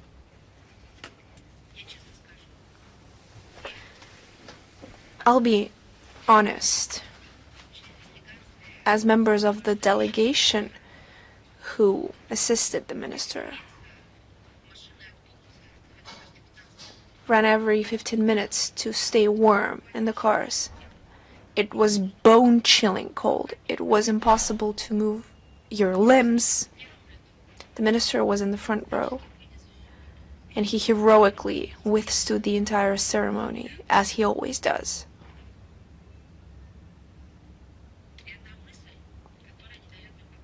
And the sole thought that still will not leave my mind: we are happy, are fed, and we could not withstand 15 minutes there, dressed in warm coats. Just imagine those prisoners of war who survived there without food. We're not even talking about medical supplies or clothes in these conditions of terrible cold. It's a mystery. I remember perfectly, I will never forget our way home, back to Moscow. We were on the plane, it was comfortable, with blankets, with warm seats, with food, with tea and coffee. We were clothed because the cold would not leave. The whole way home. And the whole way home I was dressed in my winter coat, despite not only the temperature being above zero, it was plus 25, I still could not regain normal temperature. And I usually tolerate cold quite well, but it was impossible to tolerate that kind of cold.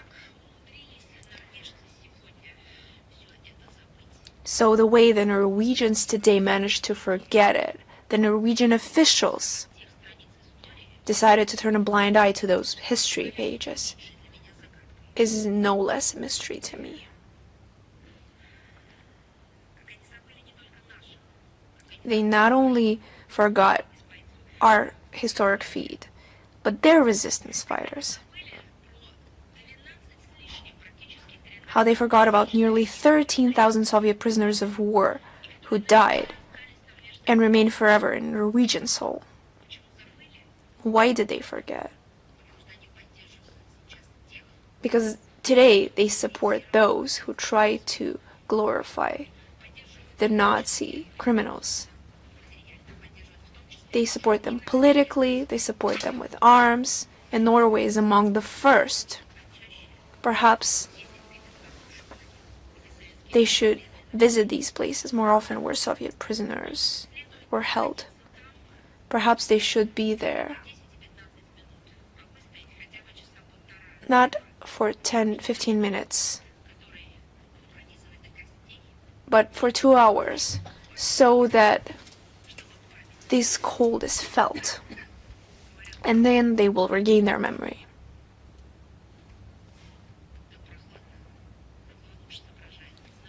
Especially, it is believed that when it's cold, your head can think more clearly, although I am not sure if this can apply to current Norwegian official attempts to deliberately distort this historical past shared by our two countries for the sake of political expediency, which have recently become increasingly common in Norwegian official discourse, and in certain practical steps taken by individual representatives of the authorities, are unacceptable and shameful.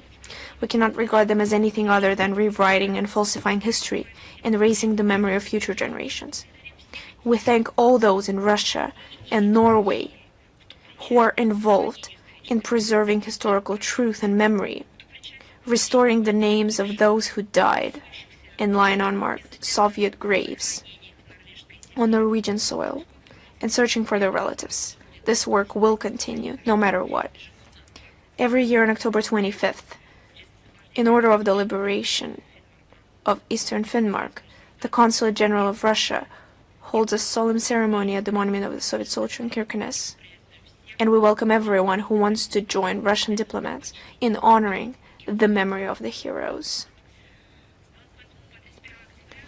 On October 28th to 31st, Mariupol State University, named after Quinji, will host the 3rd International Forum of Young Diplomats. The forum provides young people aged 18 to 35 with a unique opportunity to immerse themselves in the world of diplomacy, exchange experiences, and present their views on current international issues. In this anniversary year of the 18th anniversary of the Great Victory, one of the central themes of the forum will be preserving historical memory and countering the falsification of history. The program of events, as per tradition, will include the participation of representatives of the state authorities, including the Ministry of Foreign Affairs of our country, who will share their practical experience with the audience. Participants will also have a unique opportunity to hear expert assessments of current issues in international relations from leading representatives of the scientific community.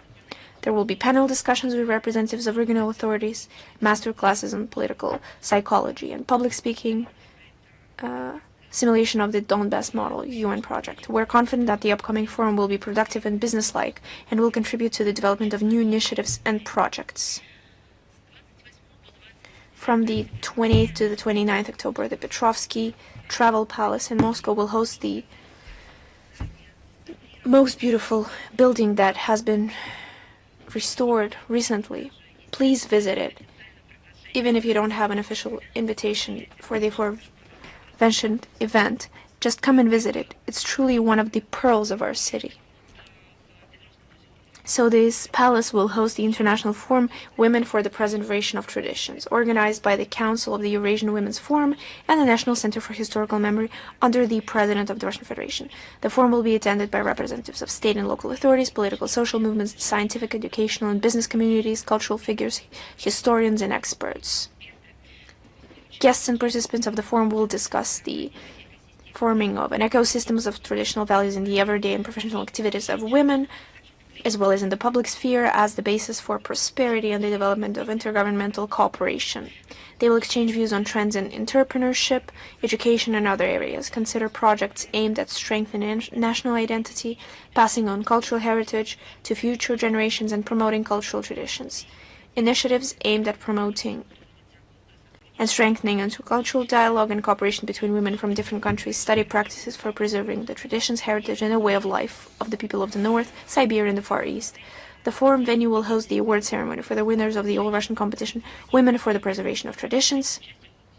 About 2,000 women representing different regions of Russia took part in the competition, as well as foreign participants from more than 35 countries around the world, including the US, Canada, Australia, Austria, Belgium, India, Canada, Indonesia, Iran, the United States, Turkey, Uzbekistan, France, Croatia, the Czech Republic, Ethiopia, and others as well. Information about the forum and the accreditation procedure will be posted in the text version of the briefing, and we invite representatives of Russian foreign media to participate in covering this event. And another topic, you know, that we have a bilateral year of culture of Russia and China, that it will take place in 2024, in 2025, from 29th to 30th October. There will be a dance overture of BRICS countries that will take place in Beijing. This initiative is carried out at the initiative of the Russian Foreign and Culture Ministers. It's aimed at strengthening and fostering cultural ties between BRICS countries and partner countries, as well as at establishing an international choreographic community on the basis of the Alliance of Folk Dance Culture of BRICS. I recall that it was established in 2024 following the meeting of Ministers of Culture of BRICS countries as part of the 10th St. Petersburg International United Cultures Forum. At the Beijing Academy of Dance, there will be master classes on folk dancing, and there will be an international flashmob. Traditionally, there will be performance given by the National Show of Russia, performed by the Russian National Ballet Kostroma, and it will be also performed in various parts of China. You know that this event in performances were given in Egypt and UAE, and now it is China's turn. In 2026 and 2027, we're going to hold dancing overture over the world in Brazil, India, Ethiopia, and South Africa. It will help to unite people based on common cultural humanitarian values. It helps to implement educational projects in folk choreography, including studying choreography in both countries and promoting culture-friendly countries, friendly cultures in friendly countries. We also will have a festival, Peoples of Russia in the CIS, that will take place from October 21st to November 5th. It will be organized in the World Trade Center. The plenary session will be started on October 31st. It will be attended by Secretary of the Security Council of Russia, Sergei Shoigu, Special Representative of the Russian President on International Cultural Cooperation, Mikhail Shvedkoy, Head of the Federal Agency for Ethnic Affairs of Russia, Igor Barinov, Head of Россотрудничества, Evgeny Primakov, and Ambassador Extraordinary and Plenipotentiary of Belarus to Russia, Alexander Rogozhnik. The business program of the festival will be continued by the 6th All Russia Forum, Peoples of Russia, which will have sessions about traditional, spiritual, and moral values, relevant issues of information counteraction to destruction ideologies related to inter-ethnic relations, assistance in adaptation of foreign nationals and protection of historical memory of the peoples of Russia and the CIS. Also, the business program will include the all-Russia meeting and strategic session on the implementation of the state national policy with the Russian authorities that are responsible for the implementation of the state national policy. On November 1st, attendees of the festival will be able to take part in the anniversary 10th All-Russia action, the Great Ethnographic Dictation, at the Defender of the Fatherland year and the year when the dictation is held for the first time. Participants will be able to receive questions from the participants of the special military operation. On November 2nd, the business program of the festival will be continued in Moskino Cinema Park. It will have a lot of films, among which is not on the list, directed by Sergei Karataev. It's a military drama based on the book written by Boris Vasiliev. It tells about the heroic defenders of the Brest Fortress, and for that film, a film set, Brest Fortress, was constructed in the Moskino Cinema Park with the citadel and with the Church of Saint Casimir. The festival will show the joint Russia, Uzbek and Russia-Tajik movies like Taste of Sun, which tells about accidental discovery of ancient treasuries of the Emir of Bukhar, and the Root of Anger, which is a detective shot in Tajikistan. November 3rd, there will be a cycle of events, media environment in Russia and the CIS, involving the leading representatives of the media community and blog environment. November 5th, National Center of Russia is part of the 13th meeting of the Secretary of Security Councils of member states of the CIS, and that will take stocks of the festival. We will provide the full information about the event in the text version of our briefing. And now it's time for questions, please. Good afternoon, Madam Zakharova. International Live, please. Yes. Recently, the EU top diplomat Kaja Kallas has made quite a strange statement about the summit of Vladimir Putin and Donald Trump in Budapest. She stated that, no, it's not nice to see that really a person with an arrest warrant put by the ICC is coming to a European country. What do you think about it? I know, maybe 10 years ago, one could say that they were confused or have no understanding of what they're talking about. But now what they're talking about, it again reflects their double standards, their incompetency, illiteracy, and they are deliberately destroying the international law and legitimacy in general, because law is law for everyone. Yes, there are legal practices, there are lawyers, there are some aspects and details. But if there are decisions, official decisions, these decisions should be put into practice because they are part of law and part of legitimacy of the structure that we do not recognize, but yet they recognize and they want to implement their decisions. What I'm talking about, well, I will explain. Look, she stated, no, it's not nice to see that really a person with an arrest warrant put by the ICC is coming to a European country. Well, she says it's not nice, but she's saying that not at her national capacity. She is empowered to speak on behalf of the entire European Union. When it comes to foreign affairs, well, it turns out that actually what is not nice for her today, several days ago, it was nice, actually. Well, that's hypocrisy and manipulation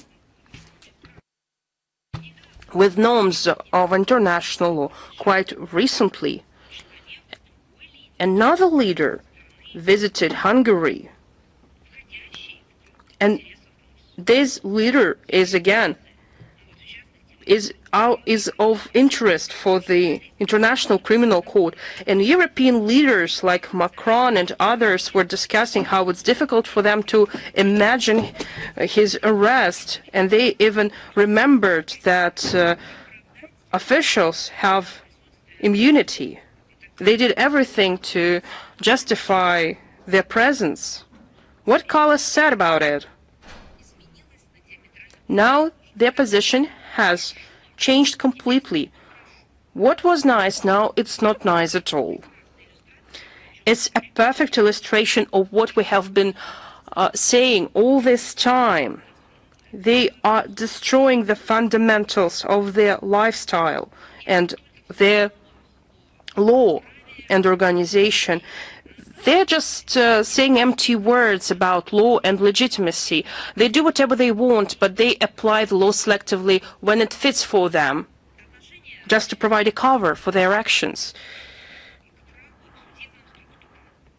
And that's, again, that's their attitude to justice and the justice system. They recognize the International Criminal Court, not Russia. Russia does not recognize it. Probably they should address this issue inside the European Union if Kaja Kallas is empowered to make such decisions, whether she is empowered to do so.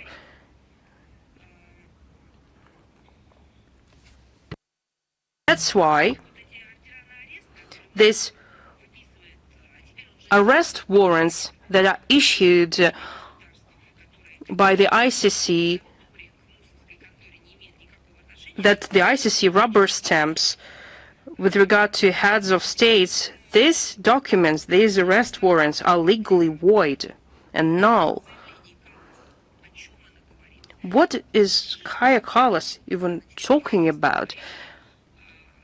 European countries should ask her on what basis she is making such statements. What laws, what regulations are behind her words?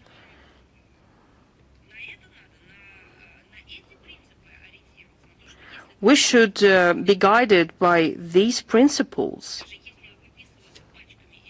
Even if they rubber stamp this arrest warrants, but states have nothing to do with the ICCs, and they have explain that they do not recognize the structure, then this means that its decisions are null and void for them.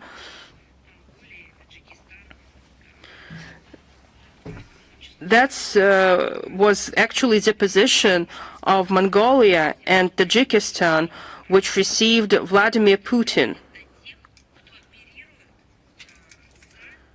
And the number of countries who understand and accept this anti-legal essence of this pseudo-justice is growing. It's quite interesting how the situation is developing. Well, that's all that I would like to say, responding to your question. Thank you. Thank you. RIA Novosti, please. Yes, Ms. Zakharova. Christian Rodriguez, RIA Novosti. We have only one question for you. Could you please comment information that the French investment state bank under France has launched a targeted program to mobilize funds with a view to fund the industrial and military complex of France? Christina, I don't know how old you are, but we know that you have been working with us for 26 years. Yesterday we have tried to calculate how many years you've been working with us, because some of my colleagues said that you were actually brought here from the maternity house. Well, we congratulate you on this anniversary. We believe that you have a noble job, but sometimes we believe that your work is not appreciated, but we're trying to pay attention to the difficulties that you're facing in covering news, international news, because working 25 years in one of the central global news outlets, it's well, it's a hard, amazing, and laborious work. I don't know, should I congratulate you or we should congratulate ourselves? Well, probably we should congratulate each other. And I think that our congratulations are on the way and you will see them. What was your question again? I wanted you to ask the program of the French bank to mobilize funds of the French population. I would like here to quote those Ukrainian officials who talk about the voluntary seizure of funds. Again, it shows that France is putting its economy on military wires. We see that the country is shifting its economy into the military form. And it's not the desire of the French citizens to protect themselves. If there was a real threat for them, they are creating an imaginary threat, and that's why they're taking money from the people's pocket and say that they are volunteering to do that. They are saying that they want to adapt the road networks, the healthcare facilities, especially the decision of the Renault to do that. It tells for itself. Just can you imagine the vehicle producing company that had received a lot of profits and bonuses and had a lot of income working in Russia and pressurized by its own ideologies because they are trying to take their money away to militarize the country, pressurized by its ideologies, the companies suffered from their actions, and they are trying to affect the French people. This company suffered twice from the French authorities. First, when it was deprived of the opportunity to work and to develop, because you know that this opportunity that they lost was taken by other companies working on our market. And the second, when they are trying to involve this company in the militarization of economy, it doesn't show the desire of the French authorities to address the conflict in Ukraine. Well, what is going on in France? Let's look at it. We see that France is preparing for the long-term confrontation with Russia. They want to escalate the conflict in Ukraine. They want to have the seat at the negotiating table, but at the same time, they want to have seats they want to be involved in the militarization of economy. It would be difficult for France to get out of the economic crisis. We see that social spending is decreasing, and instead of addressing real problems, authorities are concerned by finding new funds for their schemes, military schemes, for arms race. They are trying to spin up hysteria about the imaginary Russian threat, and they try to take money out of the pocket of their people who already face with numerous economic difficulties, while they probably could think about protecting their own museums, because, again, it's a real threat. Each country deals with such crimes when museums are robbed, and not only museums. It's a problem of international cooperation between law enforcement bodies when stolen items should be tracked down. It's cooperation between insurance companies. It's an issue of global logistics, of how these works of art are moved to various expositions all over the world. These are real problems, but what is happening today in France when they are injecting billions of euros into the terrorist regime of Ukraine, but at the same time they are attacking their own countries and depriving them of the opportunity to work in Russia and gain profit from working there. Third is the lack of understanding of their domestic inner problems. And fourth is the total militarization, which is paid by the French taxpayers, which is terrible. Thank you. Thank you. In next 25 years, we will continue to work, right? Of course. Good luck, and we wish you all the best. Is Izvestia with us? Yes, good afternoon, Madam Zakharova. We have 3 questions for you today. First one, the EU Council has adopted the proposal of the European Commission to prohibit purchases of gas in Russia from the 1st of January 2028. The EU Council also has adopted the prohibition of Russian gas transit through the joining of other countries. What do you think? How will this measure affect the economy of the Union and its residents?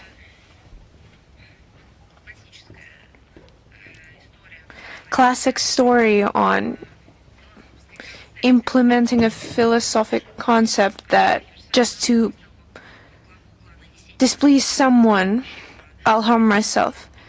The European Union has especially tried to inflict as much damage as they can to our energy complex without any regard for energy security as a whole. And currently, there is a work on the draft project on the stopping of import of Russian gas. And recently, the EU Council has adopted their position towards this document, which has to be agreed upon in the European Parliament. As of right now, there is no prohibition of transit of Russian gas through European Union to other countries. But at the same time, the document highlights the necessity of the monitoring regime as for transit so that Russian gas cannot enter the EU market around these limitations. It's just ridiculous. I always recall the timeless work of art, A Girl with Matches. Do you remember? The girl was getting cold and she was burning matches. People are passing by who could keep her warm, who could provide warm clothes or matches. But next to the girl, there is someone standing over the girl and telling her, no matter what you do, you have no right to accept assistance, any kind of help. You have these last matches. God forbid you accept any helping hand of being warm from someone else. We're prohibiting you from that. That is the exact same story. That was a European story. This fairy tale. So it resembles a tragic comedy with stronger emphasis on tragedy, of course, but it's totally bleak what we're witnessing. For the prohibition of monitoring, that the gas that enters Europe through transit that could be in demand by the European states for development, for emergency situations, if we fully ignore the ordinary life so that it doesn't enter their territory, it's hard to understand it. We're talking about a continent, the part of European continent that on its own does not have enough carbohydrates, and they place limitations on themselves, so they have no chance whatsoever to use the resources. Now we recall their plans on digitalization, on implementing artificial intelligence technology as an important element of digitalization. Energy and energy sources necessary to do it. They will need a lot more of those. Just think about how many computers they will need, how much energy will need to be produced in order to cool down all of that equipment. And ask yourself a simple question. what is it? It's enslavement.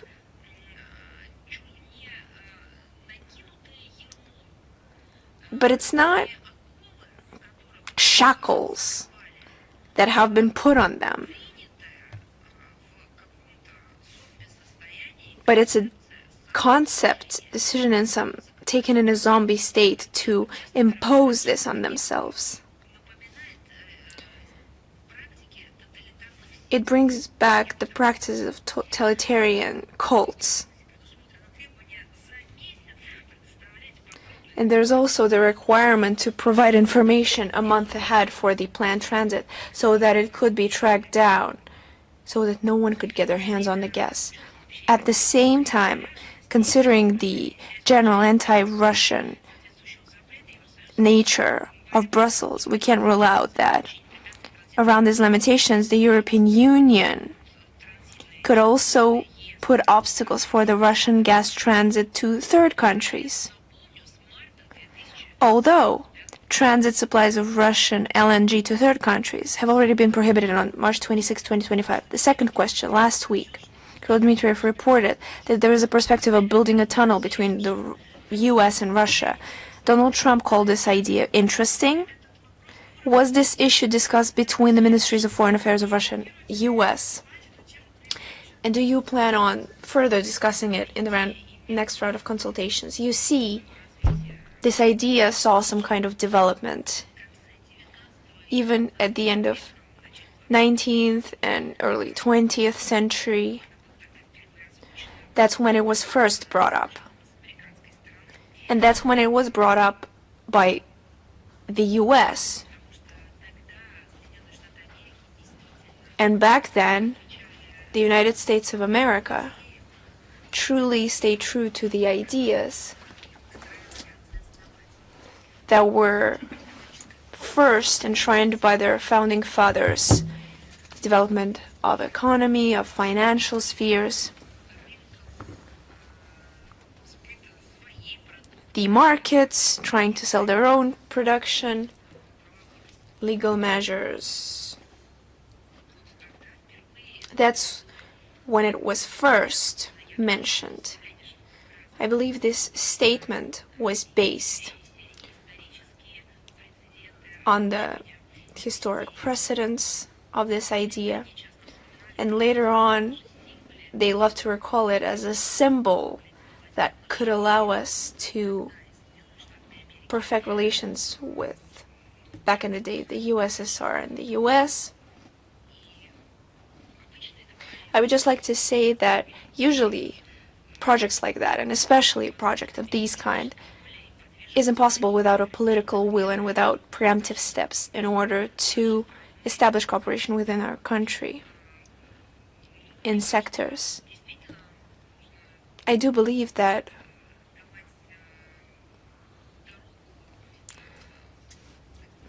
a path should be laid down to these considerations, not just voicing out, but concrete initiatives of such scale. But it's already commendable that peaceful infrastructure and civilian projects of this kind are being discussed. It's a great trend. The only thing is that we recall how the former White House administration called for a destruction. Yes, there was no tunnel, but there was still quite a powerful civilian infrastructure project, Nord Stream, which was destroyed a couple months after the White House called for the destruction and said that it should be destroyed. So these aspects should be taken into account as well. Other than that, of course, we've always advocated for the development of mutually beneficial, peaceful infrastructure projects. And third question, Head of European Diplomacy Kaja Kallas, after the meeting of the foreign ministers of the EU in Luxembourg, stated that 25 member countries have expressed their desire to participate in special tribunal against Russia and Ukraine without naming them. And she decided to not mention who didn't want to participate. Isn't that a sign that the idea of a tribunal isn't even popular within the EU, and Brussels has to hide the real picture in order to paint a picture of unity? Don't you think that creation of these special courts on political order undermines the idea of international law as a whole? You see, let's start what we've already spoken about. Russia has stated our position on the project of this illegitimate structure, if it ever sees the light of day. Its results are baseless for us. Any results will be considered as hostile démarche with inevitable consequences.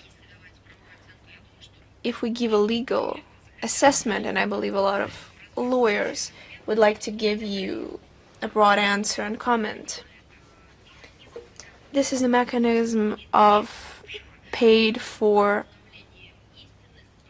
jurisdiction, and it has nothing to do with finding the truth. Its goal is to eradicate inconvenient persons, and it's no surprise that not everyone supports it in the European Union. Those who support refuse to say it openly, because this is a punishing organ. It can turn anyway. By creating a dangerous precedent, these methods could be used later on, for example, against the states of Collective West or against the allies of the Collective West today. So what we're hearing in the words is a punishing mechanism. That's what they're creating. It's a destructive idea for its authors, for special tribunals. Of course, it undermines the international law, and we will continue to explain its toxic legitimate nature to everyone, and we expect understanding from all the sensible structures, and our country will continue to defend the necessitation of preserving international law despite the destructive actions of Western politicians, including those from the European Union and these odious personas. Thank you so much, Madam Zakharova. Thank you. Is RT Balkan with us? Yes, Madam Zakharova. Good afternoon. If you allow, we have two questions today about the Bosnia and Herzegovina. How do you assess the decision of Mr. Dodik to pass over the mandate of the president to Anatrišić Babić, who has been the acting president of the Serbian Republic, after the court order in Sarajevo, who has prohibited Dodik from exerting political power since he questioned the actions of illegitimate international community of Christian Schmidt? I would like to recall what is being discussed. The court order of October 18th of the Serbian Republic on the disposition of presidential functions. This is the internal affair of Serbian Republic. We have taken attention of that, and once again this step is demonstrating that it's a sensible, responsible participant of the process of Bosnia regulation. We believe that these decisions will help overcome the acute political crisis in Bosnia and Herzegovina caused by Western neo-colonialist dictator and the activity of Berlin and London. We call on all those who try to shake up the situation in the country at the order of the West to answer to the gesture of goodwill from the Serbian Republic to return to the internal dialogue in the interest of overcoming this crisis. The long-term normalization of the situation would be the immediate closure of the apparatus of High Representative, which acts as the main generation of turbulence in the country. It is unimaginable that at the very heart of Europe, in a sovereign state, the one in charge is a foreigner,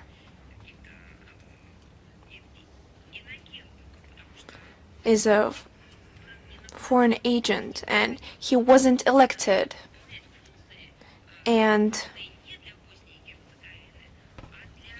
But it's not for Bosnia and Herzegovina, but it's for foreign states. And he tried to covertly intervene in the internal political life of that country. He's nothing but an imposter who tried to usurpate the powers without any right to do it. And I'm talking about Christian Schmid, who calls himself the High Representative.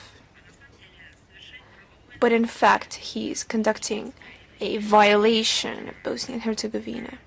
And Russia is one of the guarantors of Dayton, calls for the immediate seizure of foreign protectorate of Bosnia and Herzegovina, and to pass over all the responsibility for the future of the country to its people, to restore constructive inter-Bosnian dialogue with participation of 3 state-forming people and ethnities at the principles enshrined in the peaceful agreement. Thank you so much. And the second question, what is Moscow's reaction to the decision of the Parliament of the Serbian Republic to renounce the laws that were contested in the Constitutional Court of Bosnia and Herzegovina? How will this affect the fight to preserve Dayton agreements that are constantly under the strike from Sarajevo and its Western curators? Taking decision happened with the law and order of the Republic of Serbia, and we have no doubt that the people have taken measures in order to protect the interests, to defend the constitutional rights and mandate of the Republic. And it's important to understand that the authorities of Serbian Republic have to work in the conditions of acute crisis that we've already mentioned, crisis that has been artificially provoked by the Western states, with the leading role of London and Berlin,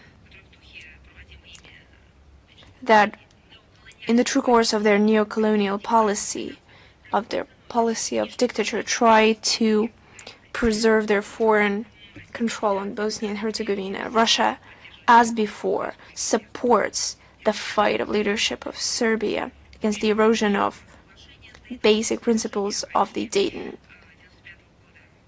Agreement that oversees the decentralized architecture of the state with 3 state-forming peoples and 2 entities. If that is all, is the Chinese Media Corporation with us? Yes, Madam Zakharova, good afternoon. We're here. We only have one question. Beijing is holding the 8th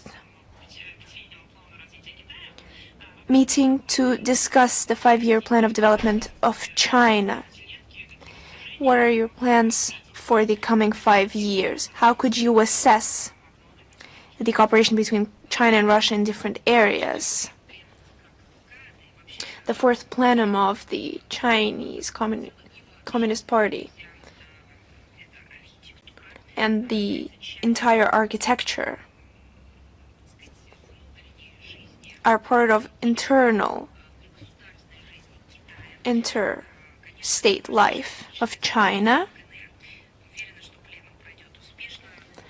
and I believe that the plenum will be successful. And I believe that it will be successful, and I wish all the participants successful work. But of course, it's an internal affair of a sovereign state. Thank you, thank you. Is the Reuters with us? Madam Zakharova, good afternoon. We're with you. Our answer has been partially answered by you when commenting on the EU actions on using Russian assets to finance Ukraine.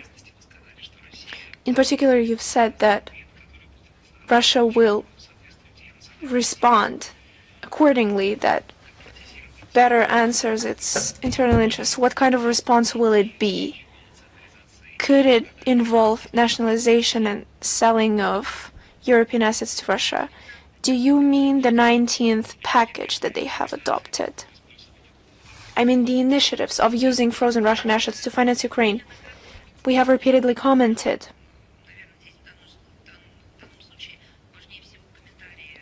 I believe that the most important here are the authorities who have taken subsequent decisions. I can only say one thing, that the response will be very firm and painful because we have explained it for a long time. We did not take any kind of aggressive position. We have tried to operate from the priority of cooperation in all areas and conditions. Try to provide an opportunity, although it's different practice when these démarches are conducted, when companies are leaving, when there's seizure,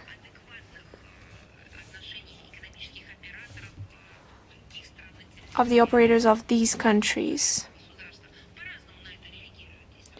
They react differently.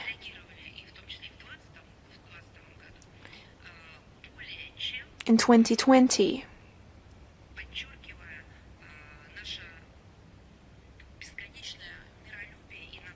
we have highlighted our peaceful approach and readiness to cooperate. And we have done this truly understanding, as the Minister of Foreign Affairs of the Russian Federation said, that they will get tired. And then we will take subsequent measures. No one has made hasty decisions. No one tried to take it out on someone, trying to apply to companies or to a particular person any kind of measures that could be seen as tactics of burnt soil as a response. To try to act out. No.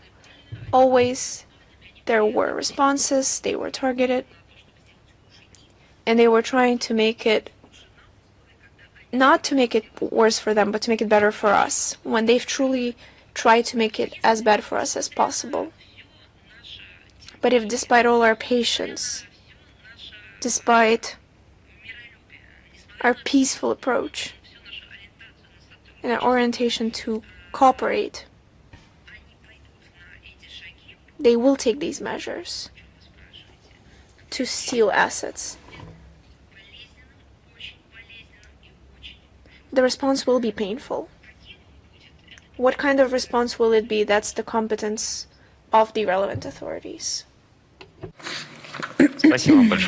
Thank you. Baltic News, please. Hello, Ms. Zakharova. I have a question about Budapest. Well, but since the summit is cancelled, but I would like to ask you another question. We have just received news from the Ministry of Foreign Affairs of Estonia. They are working on the 20th sanctions package. Quite often I notice that it's the Baltic countries announce new sanctions against Russia. They are acting even more aggressive than EU countries, which is strange because taking into account our region and territories that are close to each other, it would be much more useful for them to develop relations with our country. What can you say about it?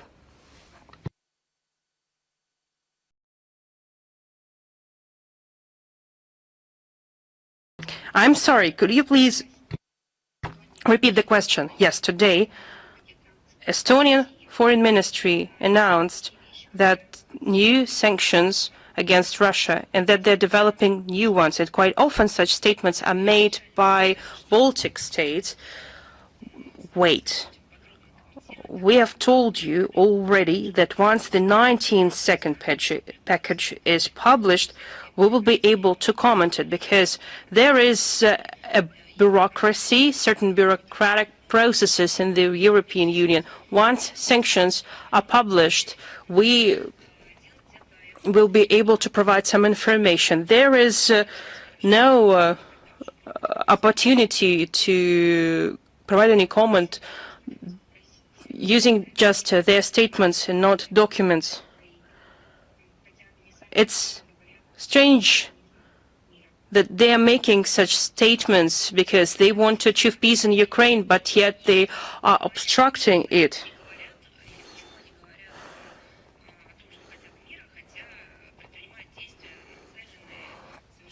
They are taking action to reach quite the opposite. That's why they are saying that, so that they want to create such a thing, that they want to create an illusion and distract people,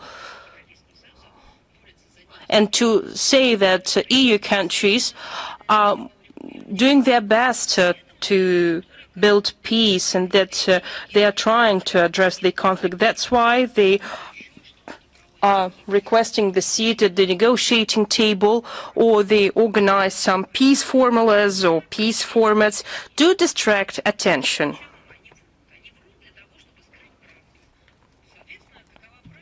They are doing that to hide the truth, because you have already answered your question. They are doing that in order to escalate the situation.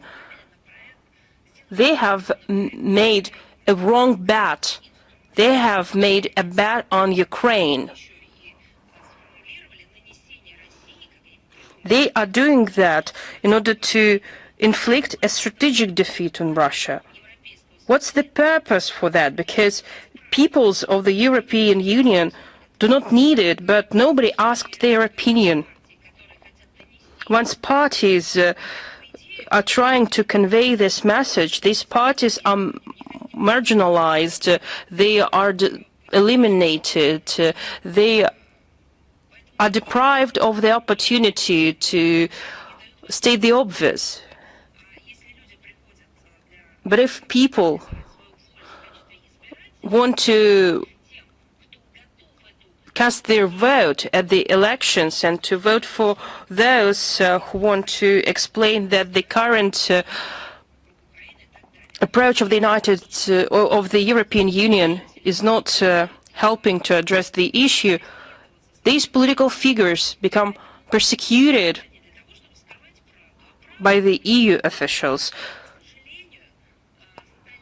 The truth is that, unfortunately, for centuries, Russia hasn't been portrayed as an equal and full-fledged partner. Russia has been viewed as a country, as people who should be robbed and pillaged. It was formulated even at the state policy of a number of states of the Western and Central Europe. Today they are not openly writing about that, but I believe that this phrase inflicts a strategic defeat on Russia perfectly describes their intentions and desires. But to learn more about that, we need to go deep to their consciousness, so that those who call themselves leaders as the European Union, it should be assessed if they are connected to their people or they are more connected to liberal elites, globalist elites, some say American ultra-liberal elites. Well, we'll leave these discussions to political scientists. Okay, thank you. Lenta.ru. Hello, Ms. Zakharova. We have only one question for you. Recently, the president of Belarus, Lukashenko, stated that he is ready to sign a huge deal with the United States. What Russia thinks of the intensification of US-Belarus contacts, and what role Belarus plays in the normalization of the Russia-US relations? I wouldn't like to repeat myself, but again, I wouldn't like to be reprimanded for not saying about it at the briefing. Belarus is our closest strategic ally. With Belarus, we strongly and closely coordinate approaches to international stage, including in line with the program that was adopted at the highest level of agreed actions in the foreign policy of member states of the Treaty on the Establishment of the Union State for years 2024-2026. Presidents and foreign ministers of our countries regularly exchange information on the development of cooperation with the new American administration. We support constructive and mutually respectful dialogue with all our foreign partners, and certainly not at the expense of national interests and our allied commitments. And since Donald Trump has taken power in the United States, Washington is pursuing a more balanced and rational foreign policy course. We take into account their statements and specific steps in this regard. The White House says that they will stick to this course with regard to Russia and its allies. Moscow and Washington has enough channels for direct dialogue. But at the same time, I can say that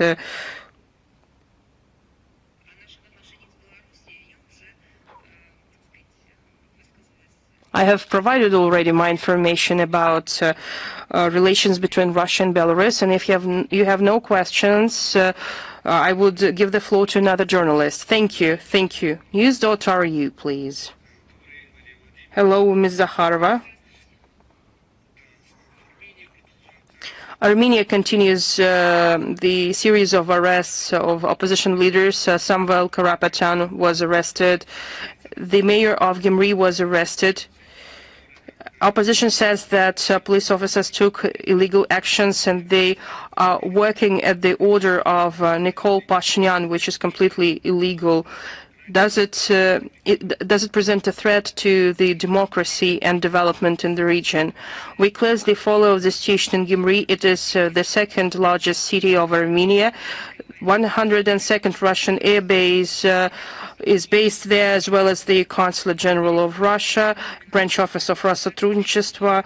The city authorities actively develop ties with various regions of our country. We have a rich common history, which is well known by the war memorial, the Mountain of Honor, that is dedicated to Russian officers who have fallen during the Russia-Turkey wars. In August, the Heads of State Council of the Commonwealth of Independent States Gyumri has received a title, the City of Labor Glory 1941-1945, as for the assessments for the arrest of the city mayor Vardan Gukasyan. It is a domestic affair of Armenia, but at the same time, I should say, we noted that leaders of Vanadzor, Berda, Goris, and other regional activities faced with criminal charges. Some people were arrested. We hope that it wouldn't tear justice system away from its people and wouldn't undermine credibility to the justice system of Armenia, which was stated by the Prime Minister Nikol Pashinyan he told about the systemic issue of the justice system at the Forum of Armenian Democracy. I think it's even more relevant today because Armenia enters a new electoral cycle. Parliamentary elections are scheduled on June 2026, and that's why it's important. Moving on, Al-Mayadeen, please. Are you there? Yes, we're here, Ms. Zakharova. We're always here for you. We know that Russia has traditionally good relations both with Israel and Lebanon. Can Russia be a facilitator, an intermediary, and the guarantor in settling the Middle East peace process, especially at the border? The position of Russia on the Arab-Israeli conflict is about the need to ensure its comprehensive and just solution based on the international legal framework that includes the creation of independent state of Palestine with territorial integrity that lives together with Israel in peace and security. We promote these approaches consistently in bilateral contexts with our partners and at various international platforms, especially in the UN Security Council as its permanent member. You know that the USSR and then Russia as the successor state was never a side of this conflict. On the contrary, being the initiator of establishing and being a part of, being an active actor in the Middle East Quartet, we have always tried to be objective and impartial intermediary in this process, and we called to the successful completion of these political processes that was established by the Madrid Conference in 1999. We are not to blame that the work of this international recognized instrument of